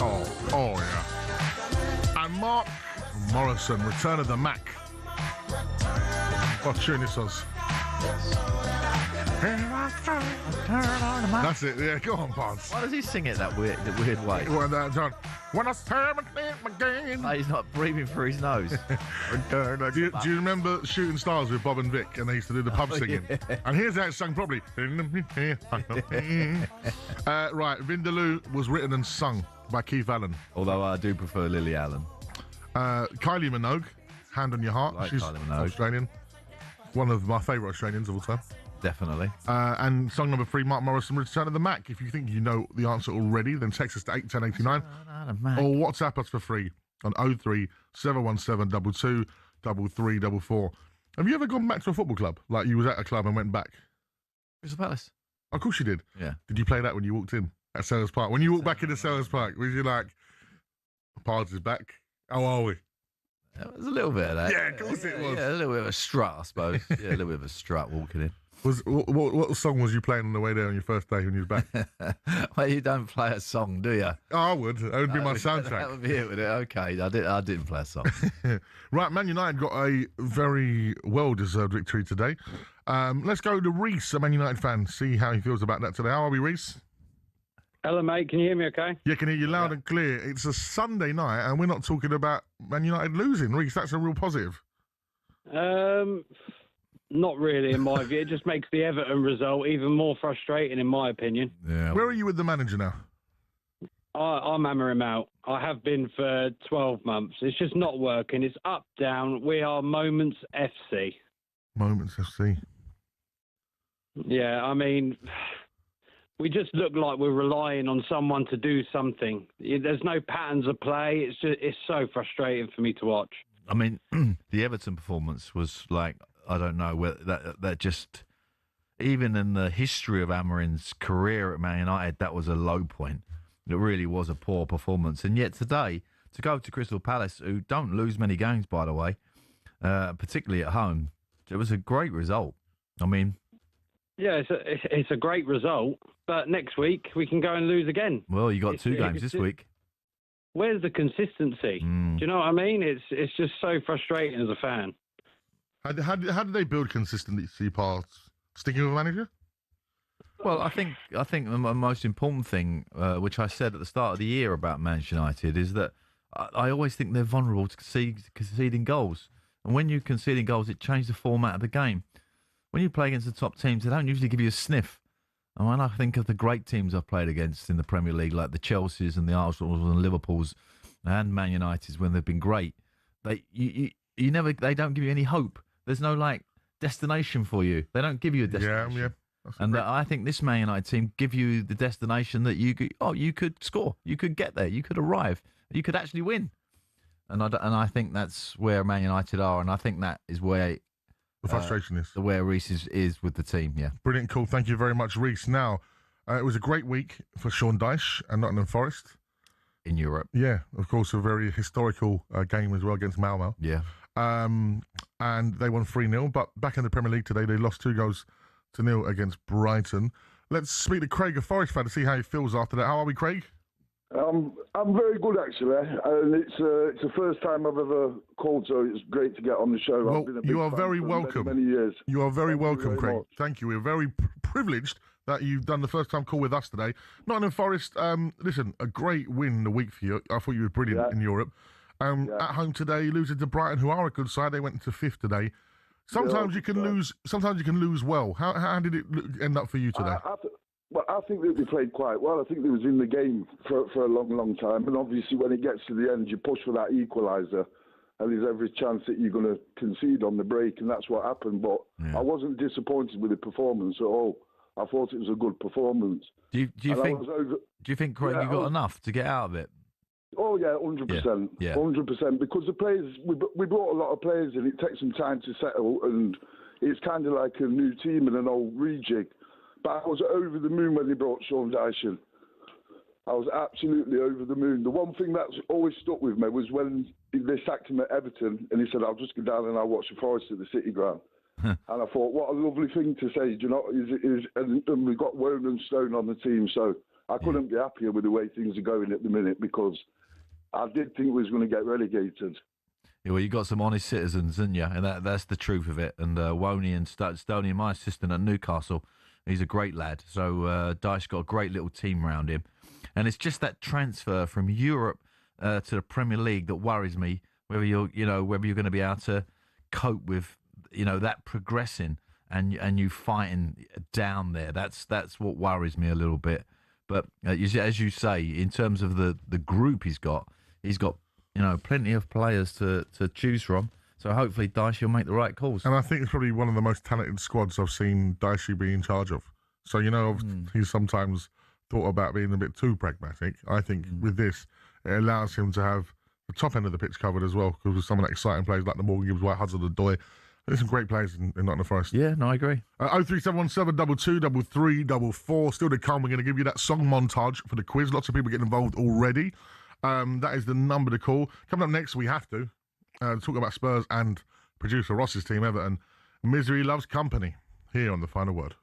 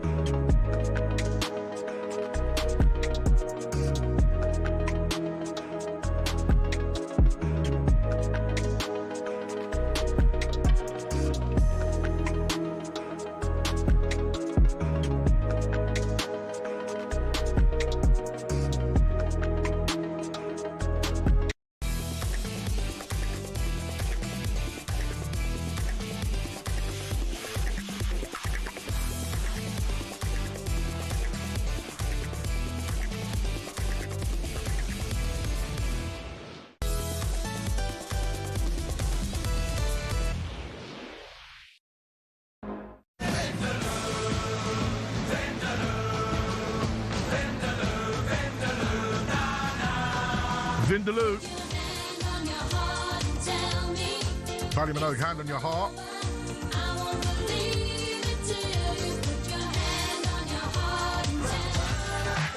And Mark Morrison, Return of the Mac. The three songs from our mystery footballer. Vindaloo was written and sung by Keith Allen. Who does he support? West Ham. No. Spurs. Who does he support? Producer Ross? Your mob. Well, I've got a lot of mobs. Fulham. Oh, Fulham, is he? So, yeah, Keith Allen, who's a Fulham fan, he wrote Vindaloo. Kylie Minogue is Australian. She's one of the best Australians ever. And Mark Morrison, Return of the Mac. If you think you know the answer... What he was doing there, he was, give him a couple of clues there. Yeah, well done. Text us to 81089 or WhatsApp us for free on 03717 223344. Right, let's now turn our attention to a terrible weekend. Oh, great weekend, depending on where you sit. Oh, yeah, true, you're a Fulham fan. For me and my fellow Spurs supporters, But a great weekend, as you mentioned, for the Newcastle manager and big Fulham fan, Alan Pardew. And let's start at Tottenham Hotspur Stadium, 8 p.m. on a Saturday night. I don't want a Premier League game that night. How many people got in trouble last night for cancelling things? Did you go? No, I wasn't here. Oh. I got the offer, and I could just tell. 8 o'clock at home to Fulham had stinker written all over it. No, it's a good time to play on it. No. A terrible time to get out of that high street. Absolutely. Yeah, very difficult. 8 p.m. on a Saturday night is reserved. Dark and horrible. Reserved for the boxing. Nights. Boxing only. Okay. Well, look, let's just go back to the game because I've seen Fulham play last 2 or 3 weeks, and I've been a little bit disappointed that they're not quite at it. So I expected them to get rolled over. What? And the place that's got a 15% win ratio in 20 games. But I still thought that was not a gift, but it was like we have been called anywhere near it. You should have beat them. We have been called Dr. Spurs, and Fulham hadn't won away from home all season. That's my point. And they turn up, and who's handing out gifts like Santa Claus? The goalie, Vicario. We talked about him before. Fair play to him. He's come out on social media and he's apologised for the result, which is fair enough. And I really respect that, and holding his hands up, cool. And I don't think booing him during the game is good at all. I don't condone that whatsoever. However, when you keep making mistakes, and you make a mistake like that, did you see him shouting at people after the mistake? That didn't bode well. What are you doing? Hold your hands up. Hold your hands up. Say, sorry, I messed up there. Pods, I don't understand why he just didn't just tap it out. It was a little bit unlucky because it landed at probably one of the best left foots in the Premier League. I know. and he smashed it like proper Harry. And obviously he was never missing. Listen, but Frank's had a moan up as well, hasn't he? About the booing. Do you want to hear it? Let's hear from Spurs boss Thomas Frank what he thought about booing when he spoke to talkSPORT after the game. Didn't like the way the fans reacted. Didn't like that they booed at him. And also in the next, 3, 4, 5 situations, for me, that can't be true Tottenham fans. They should back the players throughout 90 minutes, no matter what. Then, of course, after, fair enough to boo if we lose, because we're in it together. Now, I really like Thomas Frank as a person. Yep. I like him as a manager, and I really want to back him. And I've said this, and I've ended up going a bit viral after my rant yesterday because it was quite heated. Yeah. Emotionally fueled. Emotionally, yeah, because I know people... But the game is emotional. Yeah, exactly. And I know people say, it's your choice to spend the money. Stop moaning about money. I'm like, no, but when you spend money... No, but. Yeah, no, but. But when you spend money on a product, and the product that gives you back 15% wins at home for the product you're paying for, and you see something like that from a person who's done things like that before, it's very frustrating. Now, I wouldn't do it, but people that have booed, etc., are merely showing their frustration. To call them not real Spurs fans this early on in your tenure as a manager, what do you make of that, Pards? Yeah, that was probably not so wise. You know, because it's such an emotional game, you get situations that the stadium can go against you, and as a professional, which he is, and I am. You have to accept that. That is parcel of the game. And booing the home team, I've had many times. Crystal Palace, Newcastle, you name it, I've had it. Reading, we even had Pants Day, where all the fans turn up with pants on their head because it was rubbish. Pants Day, they called it. So, listen, it is part and parcel of the thing. I can understand him trying to protect his players a little bit, which I like. Yeah, and being bolshy, is that a word I can use? Yeah. Being a bit bolshy as the manager, sort of saying, I don't like it, I don't want it. He ain't in the position to do that at the moment, and he has to be, and he's on very thin ice, I think. And I only go by because I know how much you passionately love Spurs, and the people that I know love Spurs, and that home form, like all managers. It's the golden rule. You've got to win your home games. You've got to send the punters home happy. Only beat Burnley. That's the only home win this season in the Premier League. Lost to Villa. Drew, luckily, with Wolves. Lost to Fulham. Pathetic game against Chelsea. Lost to Bournemouth at home. You know, it's just... And the big fella saved 2 certain goals yesterday, by the way. Your outstanding centre-back. Oh, Van de Ven, yeah. I mean... he won't be around for much longer. The tackle and the dive and header. If we continue to do this, and again... You take it back to Bilbao. Vicario late on in the game, comes out for that header, and who saves it off the line? Mickey van der Ven. That keeper nearly cost us the Europa League. He nearly cost us that as well. Pards, what happens when you have a goalkeeper that has that error in him? Because I know there's qualities to Vicario's game, shot stopping, etc., and he can have a worldie. But there's so many chinks in the armour, so to speak. If you're Thomas Frank, surely you've got to identify that. Well, you know, he has to kind of weigh up everything that he's seeing. I mean, obviously, we don't see his training, what his training's like. Is he inconsistent in his training? Is it like the pressure of the game scenario that he makes these mistakes? Or is he making them on a regular basis in training? That would be a decision that only Thomas Frank would know. What's his replacement like? Does he have faith in him? The one thing that you do know, and I know from playing with goalkeepers who have lost confidence, is it unsettles the team. Yeah. There is no doubt about that. And when you see that, when I see that as a manager, then I will make a change. But making a change, Eddie Howe had a tough call this weekend, and actually and the keeper got injured, didn't he? So it kind of not saved him. It saved him making the decision, a really tough decision. It was forced upon him. Yeah, because there's bonds as well. There's bonds between certain players with a particular goalie, and the way they react is, you know, they're a little bit mad anyway, goalies. So it's a really difficult one to drop a goalie. It's a real high profile change. You change the right winger, okay. In Salah's case, it's a big news, but in other positions, not so much. Correct. The goal is a big move. Absolutely. Right, it's Everton at home. I'll tell you one thing he won't do. He won't leave him out this week after that mistake. That's usually a manager's, like, you got to stand by your goalie when he makes a ring in there. But you know, if he still looks edgy after another couple, then he has to come out.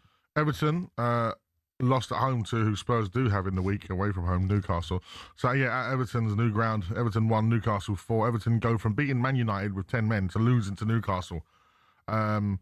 Newcastle finally get their away. This is a weekend for away wins. People hadn't had them. Away wins. But the thing about Newcastle is they can reach heights that no one else can reach, technically and physically. If they're on it, then there's not many teams that can stay with them. And, you know, it didn't surprise me, that result, if I'm honest. Everton put a lot of work rate in on that Man United game, going down to 10 and still getting the result, and emotionally as well. But Newcastle, I'm telling you, when they're all together and they're at it, that team, there's only 3 or 4 clubs I'd put up against them when they're on it, when they was on it. But unfortunately for Newcastle, it's been inconsistent thus far. There's only 5 points between 5th place Brighton and 15th place Fulham. It's very tight. Still, even though we're 13 games in, it still feels like such an early part of the season. We have a great, you know, when you look at the division, there's a lot of merits to talk about in the teams, isn't there? You could talk about almost any team, you know, you could all mention Leeds United are in the relegation zone and say you wouldn't want to fancy playing against them. No. You know, every team has merit, and they're all having a go this year, which is a great part. Well, I think Wolves are still having a go, but unfortunately they're so technically inferior to everybody else that they're just not going to get out of it, and that is a fact. I said that at Fulham, and I stand by it. New managers come in and 2 defeats, so they're in real big trouble. But the rest of the division, very, very tight and very, very difficult. But you get 3 wins this week. If you win 3 wins this week, you're going to jump up like 5-6 places, maybe 8.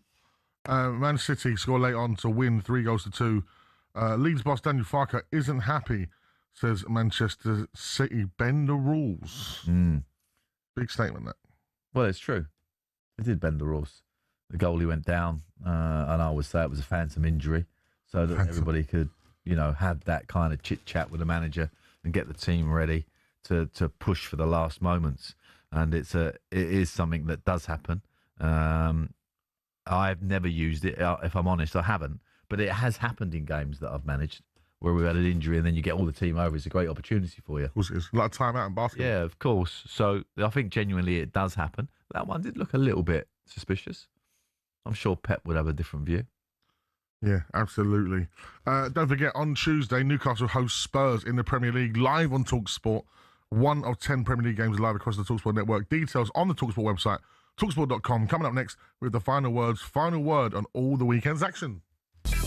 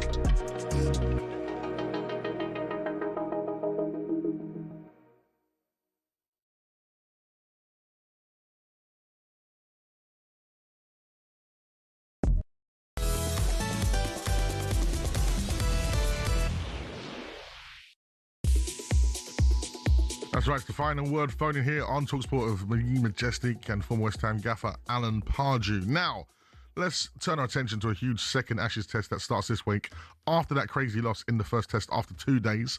And joining us in the studio for once, because I'm normally throwing for a wicket at the cricket, is talkSPORT's cricket editor John Norman. How are we, mate? Well, I'm good. It's been a mixed week. Sporting fortunes. It started abysmally with that 2-day test. I mean, there was a lot of throws for many wickets in the cricket.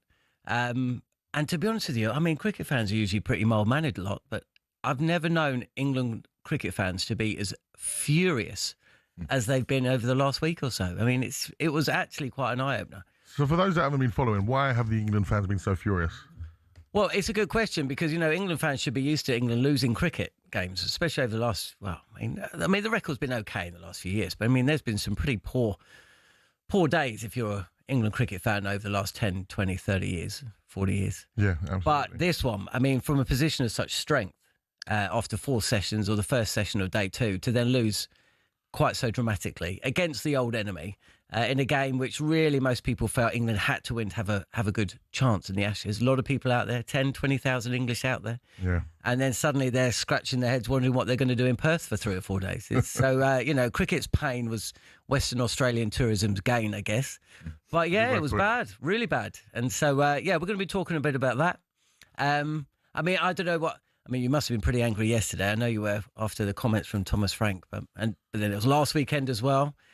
Just how bad has it been? Is this really the angriest? Is this the worst thing that England cricket fans have ever experienced? What's the angriest anyone's ever been at a sporting encounter, a sporting match? I mean, it's up there. We're going to be talking a bit about that. Brilliant stuff. England are likely to be without pace bowler Mark Wood for the second Ashes test match with Australia. He had knee surgery only 9 months ago. Are England concerned about his fitness? Oh, absolutely, because, I mean, he bowled 11 overs in that test match, right? So he hasn't bowled since February. He's given a central contract. He's flown out to the Ashes. Then there was a bit of a worry before that test match, but came through that, bowled in that test, and essentially he's been rested for a test match that's taken place the best part of 2 weeks after, bowling 11 overs. So it looks like he's aggravated the same injury. It's a massive problem for England if Mark Wood can't play. Brilliant stuff. And you and Goffey are on after us at 9 tonight for a special. Yep, 9 to 11. Not quite as much drum and bass. I'm more of a 90s drum and bass man. Oh, so maybe I'll see what Goffey wants to listen to. I think one of my favourite moments of talkSPORT is juggling this massive. There's been a wicket at the cricket. Thank you very much. That is talkSPORT's cricket editor John Norman, who'll be joined by Darren Goff after us at 9 o'clock tonight. So all the cricket fans do stay tuned in. It was a massive game at Stamford Bridge on Sunday. That's right. A massive game between Arsenal and Chelsea, so much so people were calling it a Premier League title 6-pointer. And at full time, the game finished 1-1. Fair result, Pards? Yeah, I think a fair result. And, it was aggressive. It was an aggressive match. The referee refereed it aggressively too. Yellow cards early, trying to stamp down on some of the enthusiasm that was spilling over. And it certainly spilled over, unfortunately, for Casado because he was making some harsh, tough challenges before he got sent off, and he just got his timing wrong and straight-footed the striker of Arsenal, and it was off. Yeah. And that really then was an uphill task, but a task that they dealt very well with Chelsea, actually, and that's why I think it was a fair result. So, if you look at Arsenal and the points they've dropped this season, especially because now Sunderland like top 4, Sunderland doing really well. They've dropped points to Liverpool, Chelsea, Manchester City and Sunderland. Is there something to be said that they're dropping points against those around them, and is that an issue? I still maintain that with the cushion that they have, that they're going to draw games, and as long as those teams are not beating you, then you're okay. And the cushion's currently 5 points. Yeah, it's 5 points, and that's quite a back gap. Is it? Yeah, I think so. Did Newcastle once have a 12-point lead against Manchester United? They've only lost one game. Yeah, see that stat there, the one-game loss. They've lost one game. And when you look at their games, I've got to be honest, there's not many times you can say that they've won without deserving to win. Yeah. You know what I mean? We've seen that. We always say about the team that wins the title is a team that doesn't always necessarily play well, but gets the result. But Arsenal have played fairly well in almost every game in the league programme. Yeah, you have to agree with that. Yeah. Let's talk about Reece James. Yeah. How good was he? Well, I've always maintained that this is a kid that should be playing for England. His injuries have obviously set him back for the opportunity to really cement the position. But his performance today, and he can do that crossover. He can play right back and go and double up as a central midfield player. So he can do that dual role, which a lot of clubs play these days. He can play straight in midfield as a number 6, number 8. There's so many things you can do. But what I love about him is his leadership qualities, the way he goes about his business, the manner of him as a personality. I think he's a calming influence on a team. And I still go back to, the world final, the world club final, when he came off the bench, changed the game. And then Big Don was there to hand out the trophy and the dance with him. Well, they were the great guys. The Chelsea, I love the Chelsea. Had a very good dance with Reece. He's a great dancer, one of the greatest I've ever seen. Yeah, no. Very nice. I love Reece James. Yeah, you're a big fan of Chelsea. Well, I love the Chelsea. I go to Fulham very, very often, and I got to say, Maresca, what a great guy. Very good-looking guy like me. Chelsea, are they in the title race? Yeah, of course. Yeah, they're in there. They're in there. When you look at the league table, Manchester City, Arsenal, Chelsea, they're up there, and then we still got the Villa, the perhapses. Liverpool give himself a lot to do. 9 points back. Man Only United, 3 games. 9 points back. Yeah, it's still a hell of a cushion to make up though. Yeah, at the level we're talking about. So I think as it stands at the moment, most people's favourites are Arsenal. The great thing about Arsenal fans is they never think they're going to win it, and that doubt might creep in at some point. But I was going to say, it is a trait. I was going to say that this time, another draw with Chelsea, and they're being very logical going. Stamford Bridge, they're difficult to just come off beating Barcelona. I'll take the point. I think maybe, in actual fact, even the Arsenal fans aren't worrying this time because they're like, they know the strength and depth. Do you see any worries for Arsenal to look at? Any particular thing that could derail their title challenge? Well, when you can play an informed Chelsea, let's be honest, they were right on it because of their result against Barcelona. Mentally and physically, they were up for the game. And to go into it without your 2 centre-halves and still get a result, you would go, well... Impressive. It's impressive. So the backup of the squad looks terrific. And they've built that over the last 3-4 years. And you have to definitely, pay due credit to Arsenal and the board and the manager for doing that. So they have the strength in depth to see this through. Absolutely. 03717223344. It would not be a Sunday without having a Manchester United fan with us. Oh. Should we get Jill on? Let's get Jill on. Hello, Jill. Good evening, Madge and Pars. How are my 2 favourite presenters doing this evening? Well, we're not on the dart squad. Yeah. Your favourite presenters, we're not doing the talkSPORT darts. No. We've let it go, Jill. We're not letting it eat into us. Madge, how are you feeling after yesterday? Not surprised. Not surprised at all. And you know yourself, losing to 10-man Everton. Jill, listen, you're not meant to come on here and give therapy. He doesn't need any. It's his team. He has to live with them. Yeah. When I said we're back, baby, and then I said we're nearly back, baby. So we're nearly back, baby. Pards, I wanted to ask you what you thought about Yoro's tackle yesterday and how upset he was because Mount went to sort of console him after the match and everything. He shouldn't have made it, really, and he looked really upset. And I thought Mount had a great game. What did you think? Yeah, well, I just think that Mount's he's just a solid citizen, isn't he, Mount? I've always thought that, and his performances and what he did after was, just honourable, really. I think he's a player that I don't know. Do you think he's a starter, Jill, for Man United? No.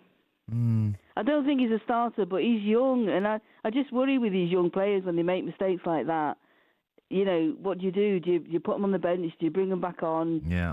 Do you make them play? What do you do with them? Because he looked quite upset, and I thought, how Fergie would have probably put an arm around him, and but I don't know if that's Amarim's style, to be honest. And I still am quite jittery. I mean, I said to Madge I was still jittery yesterday. I wasn't sure about that game again, and that's how I feel. One minute we play great, and we look good, and we look like we're back, and then the next week we lose to Everton 1-0. Yeah, I think it was Reece who come on and said exactly the same, Jill. It's that inconsistency that is plaguing you at the moment. And, They're still as always- you say, when you get young players, and you've got to be so careful because I remember Ashley Cole doing an interview of his first game and he got beat 6-1 at Old Trafford in his first game. He got dragged off at half-time, Wow. And how down he felt, and how, he didn't think, he thought his career was over. Yeah. And as a young player, you take it all on board. So you have to be so careful. And the managing of young players, not only by the manager, but all the coaching staff, I'm sure the coaching staff around Amorim have been very generous in trying to help him. And hopefully that's been the case. Do you think it's different now to Fergie's day? And do you think it's different how the young players are treated now? 100%, because you think they're getting taken in such an early age and they're getting, putting onto contracts from really young, etc. And I think there's so much pressure that comes with that. Everything, even seeing kids now, 7, 8. Yeah, but the difference between what Jill's saying is, I understand her point. But I would say, I think it's in some ways a lot more difficult now. And I'll tell you why. Because when I was a young player and I wasn't playing well, I wouldn't be going on social media and getting hammered by millions and thousands of people. Or emotionally replying. Yeah, okay, I might have had a bad time with the crowd, they might have been booing me or whatever, but you haven't got to put up with, the insult. The noises turn off when you go home. Correct. Unlike us, even on here, you say something, you're going to get pelters. Well, no, but these young players, they're not emotionally old enough to deal with some of that stuff. And we've seen it all through schools and stuff like that. And the banning of phones in schools, I think, is very important. And not needed. And it is an added pressure. And we're very much on top of it. The Premier League, as you'd imagine, Jill, with mental stability and et cetera, et cetera. So I think he'll have plenty of support, and I hope he comes back firing. And as for Mounty, well, it just sums him up. What a great lad he is. Absolutely. Brilliant call. Thank you very much, Jill. Indeed, it's the final word phone in here on talkSPORT. Just had a message here, Pards, from Tim Dunning. He said, "Hi, Madge. Can we have a big shout out to Rob Stanger, please? Or Stanger. I hope I'm saying that right for you. Big shout out to Rob. He's a massive Spurs fan and sadly a young man in his early 40s who lost his battle against pancreatic cancer over the weekend. Ah, bless him. R.I.P. to Rob, mate. Up the Spurs to you, bro. Yeah. And to Tim, our condolences, mate. Stay strong. Remember, if you do need any support in time of grief, make sure you reach out and get that as well. 03717 22 3344 is the final word on talkSPORT.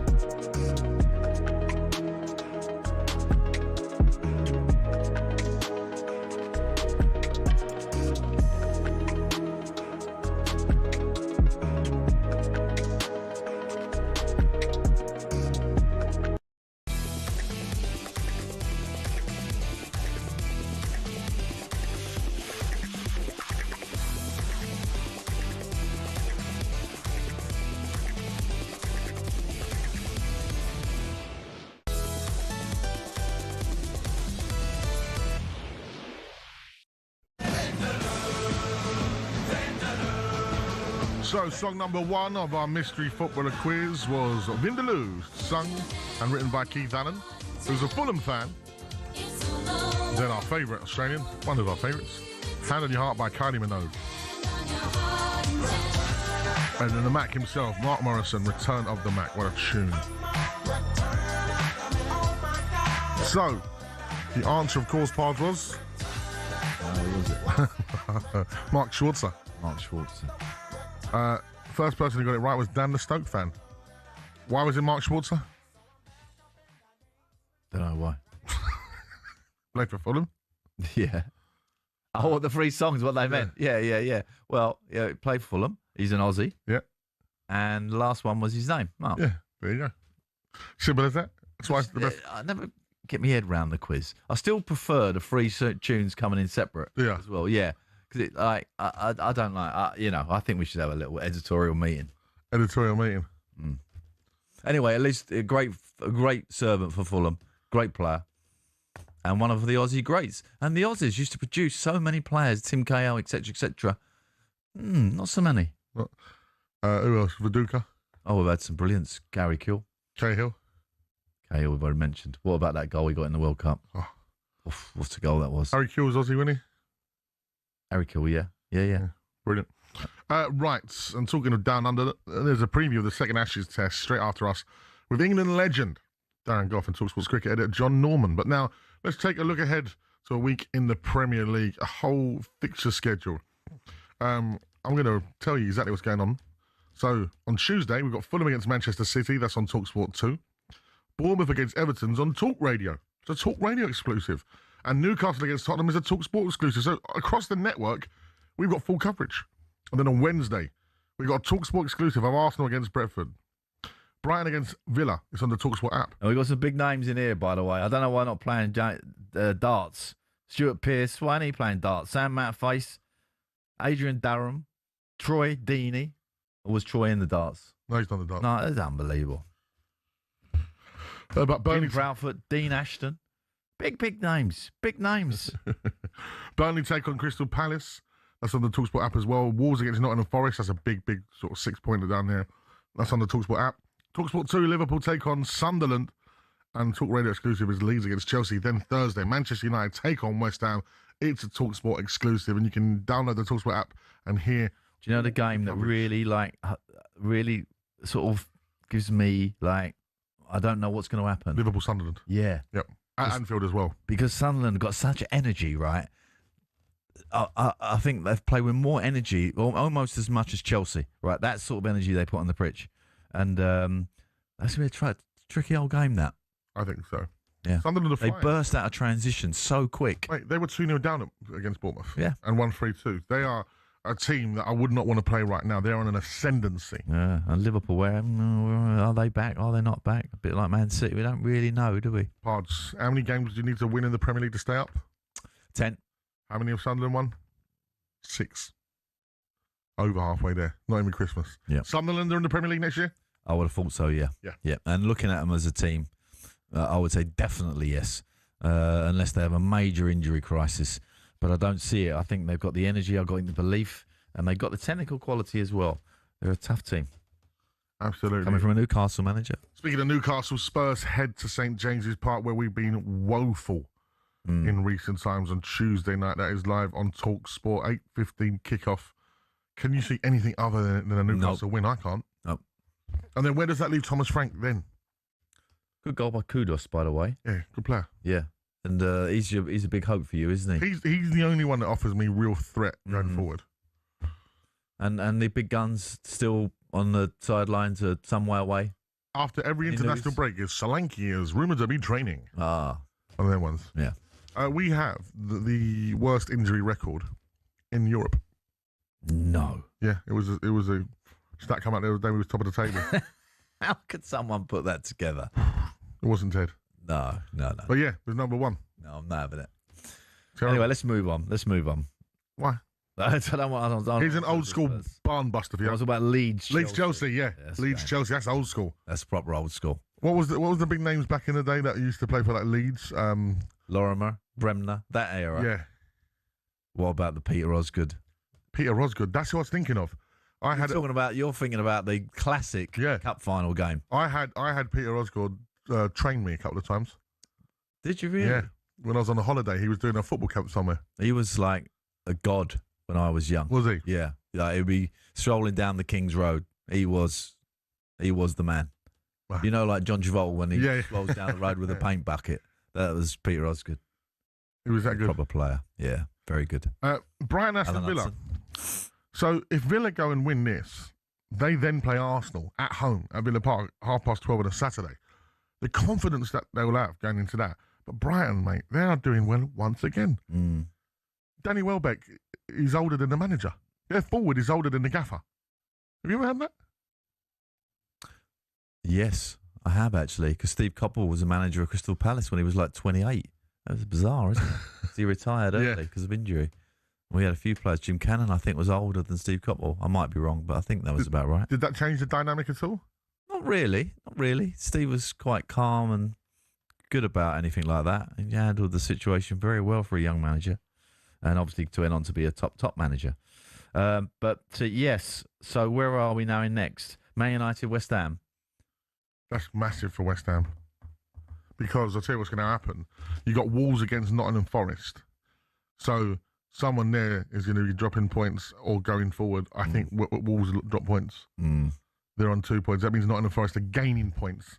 And right now, Forest are only points 1 point ahead of them. So, for example, if they could get the 3 points to go 4 points ahead, if West Ham lose to Manchester United, that leaves West Ham in a predicament. And like that leaves Chelsea. There's every chance West Ham could win at Manchester United. Man United are so inconsistent. Is this the inconsistency we're talking about? Yeah, get every chance. Well, they're going to bounce back from today's result. Paqueta. Well, Nuno, I think Nuno is a better manager, if I'm honest, when he's away from home. And you look at his results at Nottingham Forest in particular, where he sets his team up defensively, brilliant at that. And on transition, they're fast. And, he's got the players in that West Ham team to set that team up exactly like he did at Forest last year and get a win. So I'm predicting a West Ham win. Oh, yeah? Yeah. I'm going with Man United on that one. Who else have we not mentioned? Burnley, Crystal Palace. Now, Burnley, currently on 10 points, they really need a win. It's at home as well. Palace, heads probably dropped after that result today. Not doing too well in Europe. Definitely, yeah. They would have to go pick themselves up. And the manager, actually, I had a little look online of what he said, and he was quite critical about the board, actually. Well, without being backed. Yeah, and not having enough players within the group to sustain this midweek European campaign and the Premier League. He doesn't. Simple as. Yeah, but he's running out of contract as well in the summer, and that for me was alarm bells. Actually, right. The relegation battle, is it just 5 teams? Are we looking at the bottom 5 and going, that's it, that's the relegation battle? I don't see Fulham, Everton, or Newcastle in any of that, or Spurs. No, I think you're right. Forest, West Ham, Leeds, Burnley, Wolves. Yeah, I think so. Who goes out of the 3? Wolves? Well, I'd hate to say any of those clubs because you don't want to go down. But, looking at Wolves' position, that definitely, I can't see them getting out of it. Still haven't got a win. No wins. Still can't see them getting out of it. And Burnley, I think, have got it all to do, as I do think Leeds have got it all to do. And West Ham, you'd like to think have got enough. Nottingham Forest, I think, have got enough. So that would be where I'll be sitting. So download the talkSPORT app today to hear all coverage of all of these games on Tuesday, Wednesday and Thursday here on talkSPORT. Big week for the Premier League. Pards, let's talk about some final business. The F1. Well, a bit of a disastrous day, really, for McLaren because they go into it 1-2 in pole position and looking like it's just a straightforward race for them. All they've got to do is manage the race correctly, change the tyres at the right time, and either Lando or Oscar's going to win the race. They get it completely wrong by losing focus on what they were actually doing to try and comfort Lando or to get Oscar nearer the front or whatever they were trying. Wherever the thinking was, it went completely wrong. And Verstappen, who we all know, loves a little situation where, someone's making an error and he's going to exploit it. He wins. And now we're going to the final Grand Prix where it's all up for grabs. Yeah. And Verstappen is right in there. And Lando, I think, if Verstappen wins in Abu Dhabi, I think it's Abu Dhabi, the last one, I think Lando has to finish 3rd. And that's by no means a straightforward. No. Who do you think wins it? Well, my fingers crossed. I want Lando to win it because of the patriotism and etc. etc. But I wouldn't mind any one of those three winning. They all kind of deserve it in their own way. But my gut feeling is, I don't know. It just seems to be falling for Verstappen again. He has this amazing ability. The Flying Dutchman indeed. Thanks, Pards. The talkSPORT Breakfast Show returns Monday morning where Jeff Stelling is joined by Aston Villa legend. He'll be happy. Gabby Abognahor. But if you want some music in the morning, then turn over to Virgin Radio for our good friend Chris Evans. And don't forget about those 10 Premier League games on the network this week. Check out website, all the details, and download the superb talkSPORT app today to hear all of those games. The Final Word returns next Sunday, but right now you can hear from England cricket legend Darren Gough and cricket editor John Norman looking ahead to the second Ashes Test next on talkSPORT. From me and Pards, it's a very good night.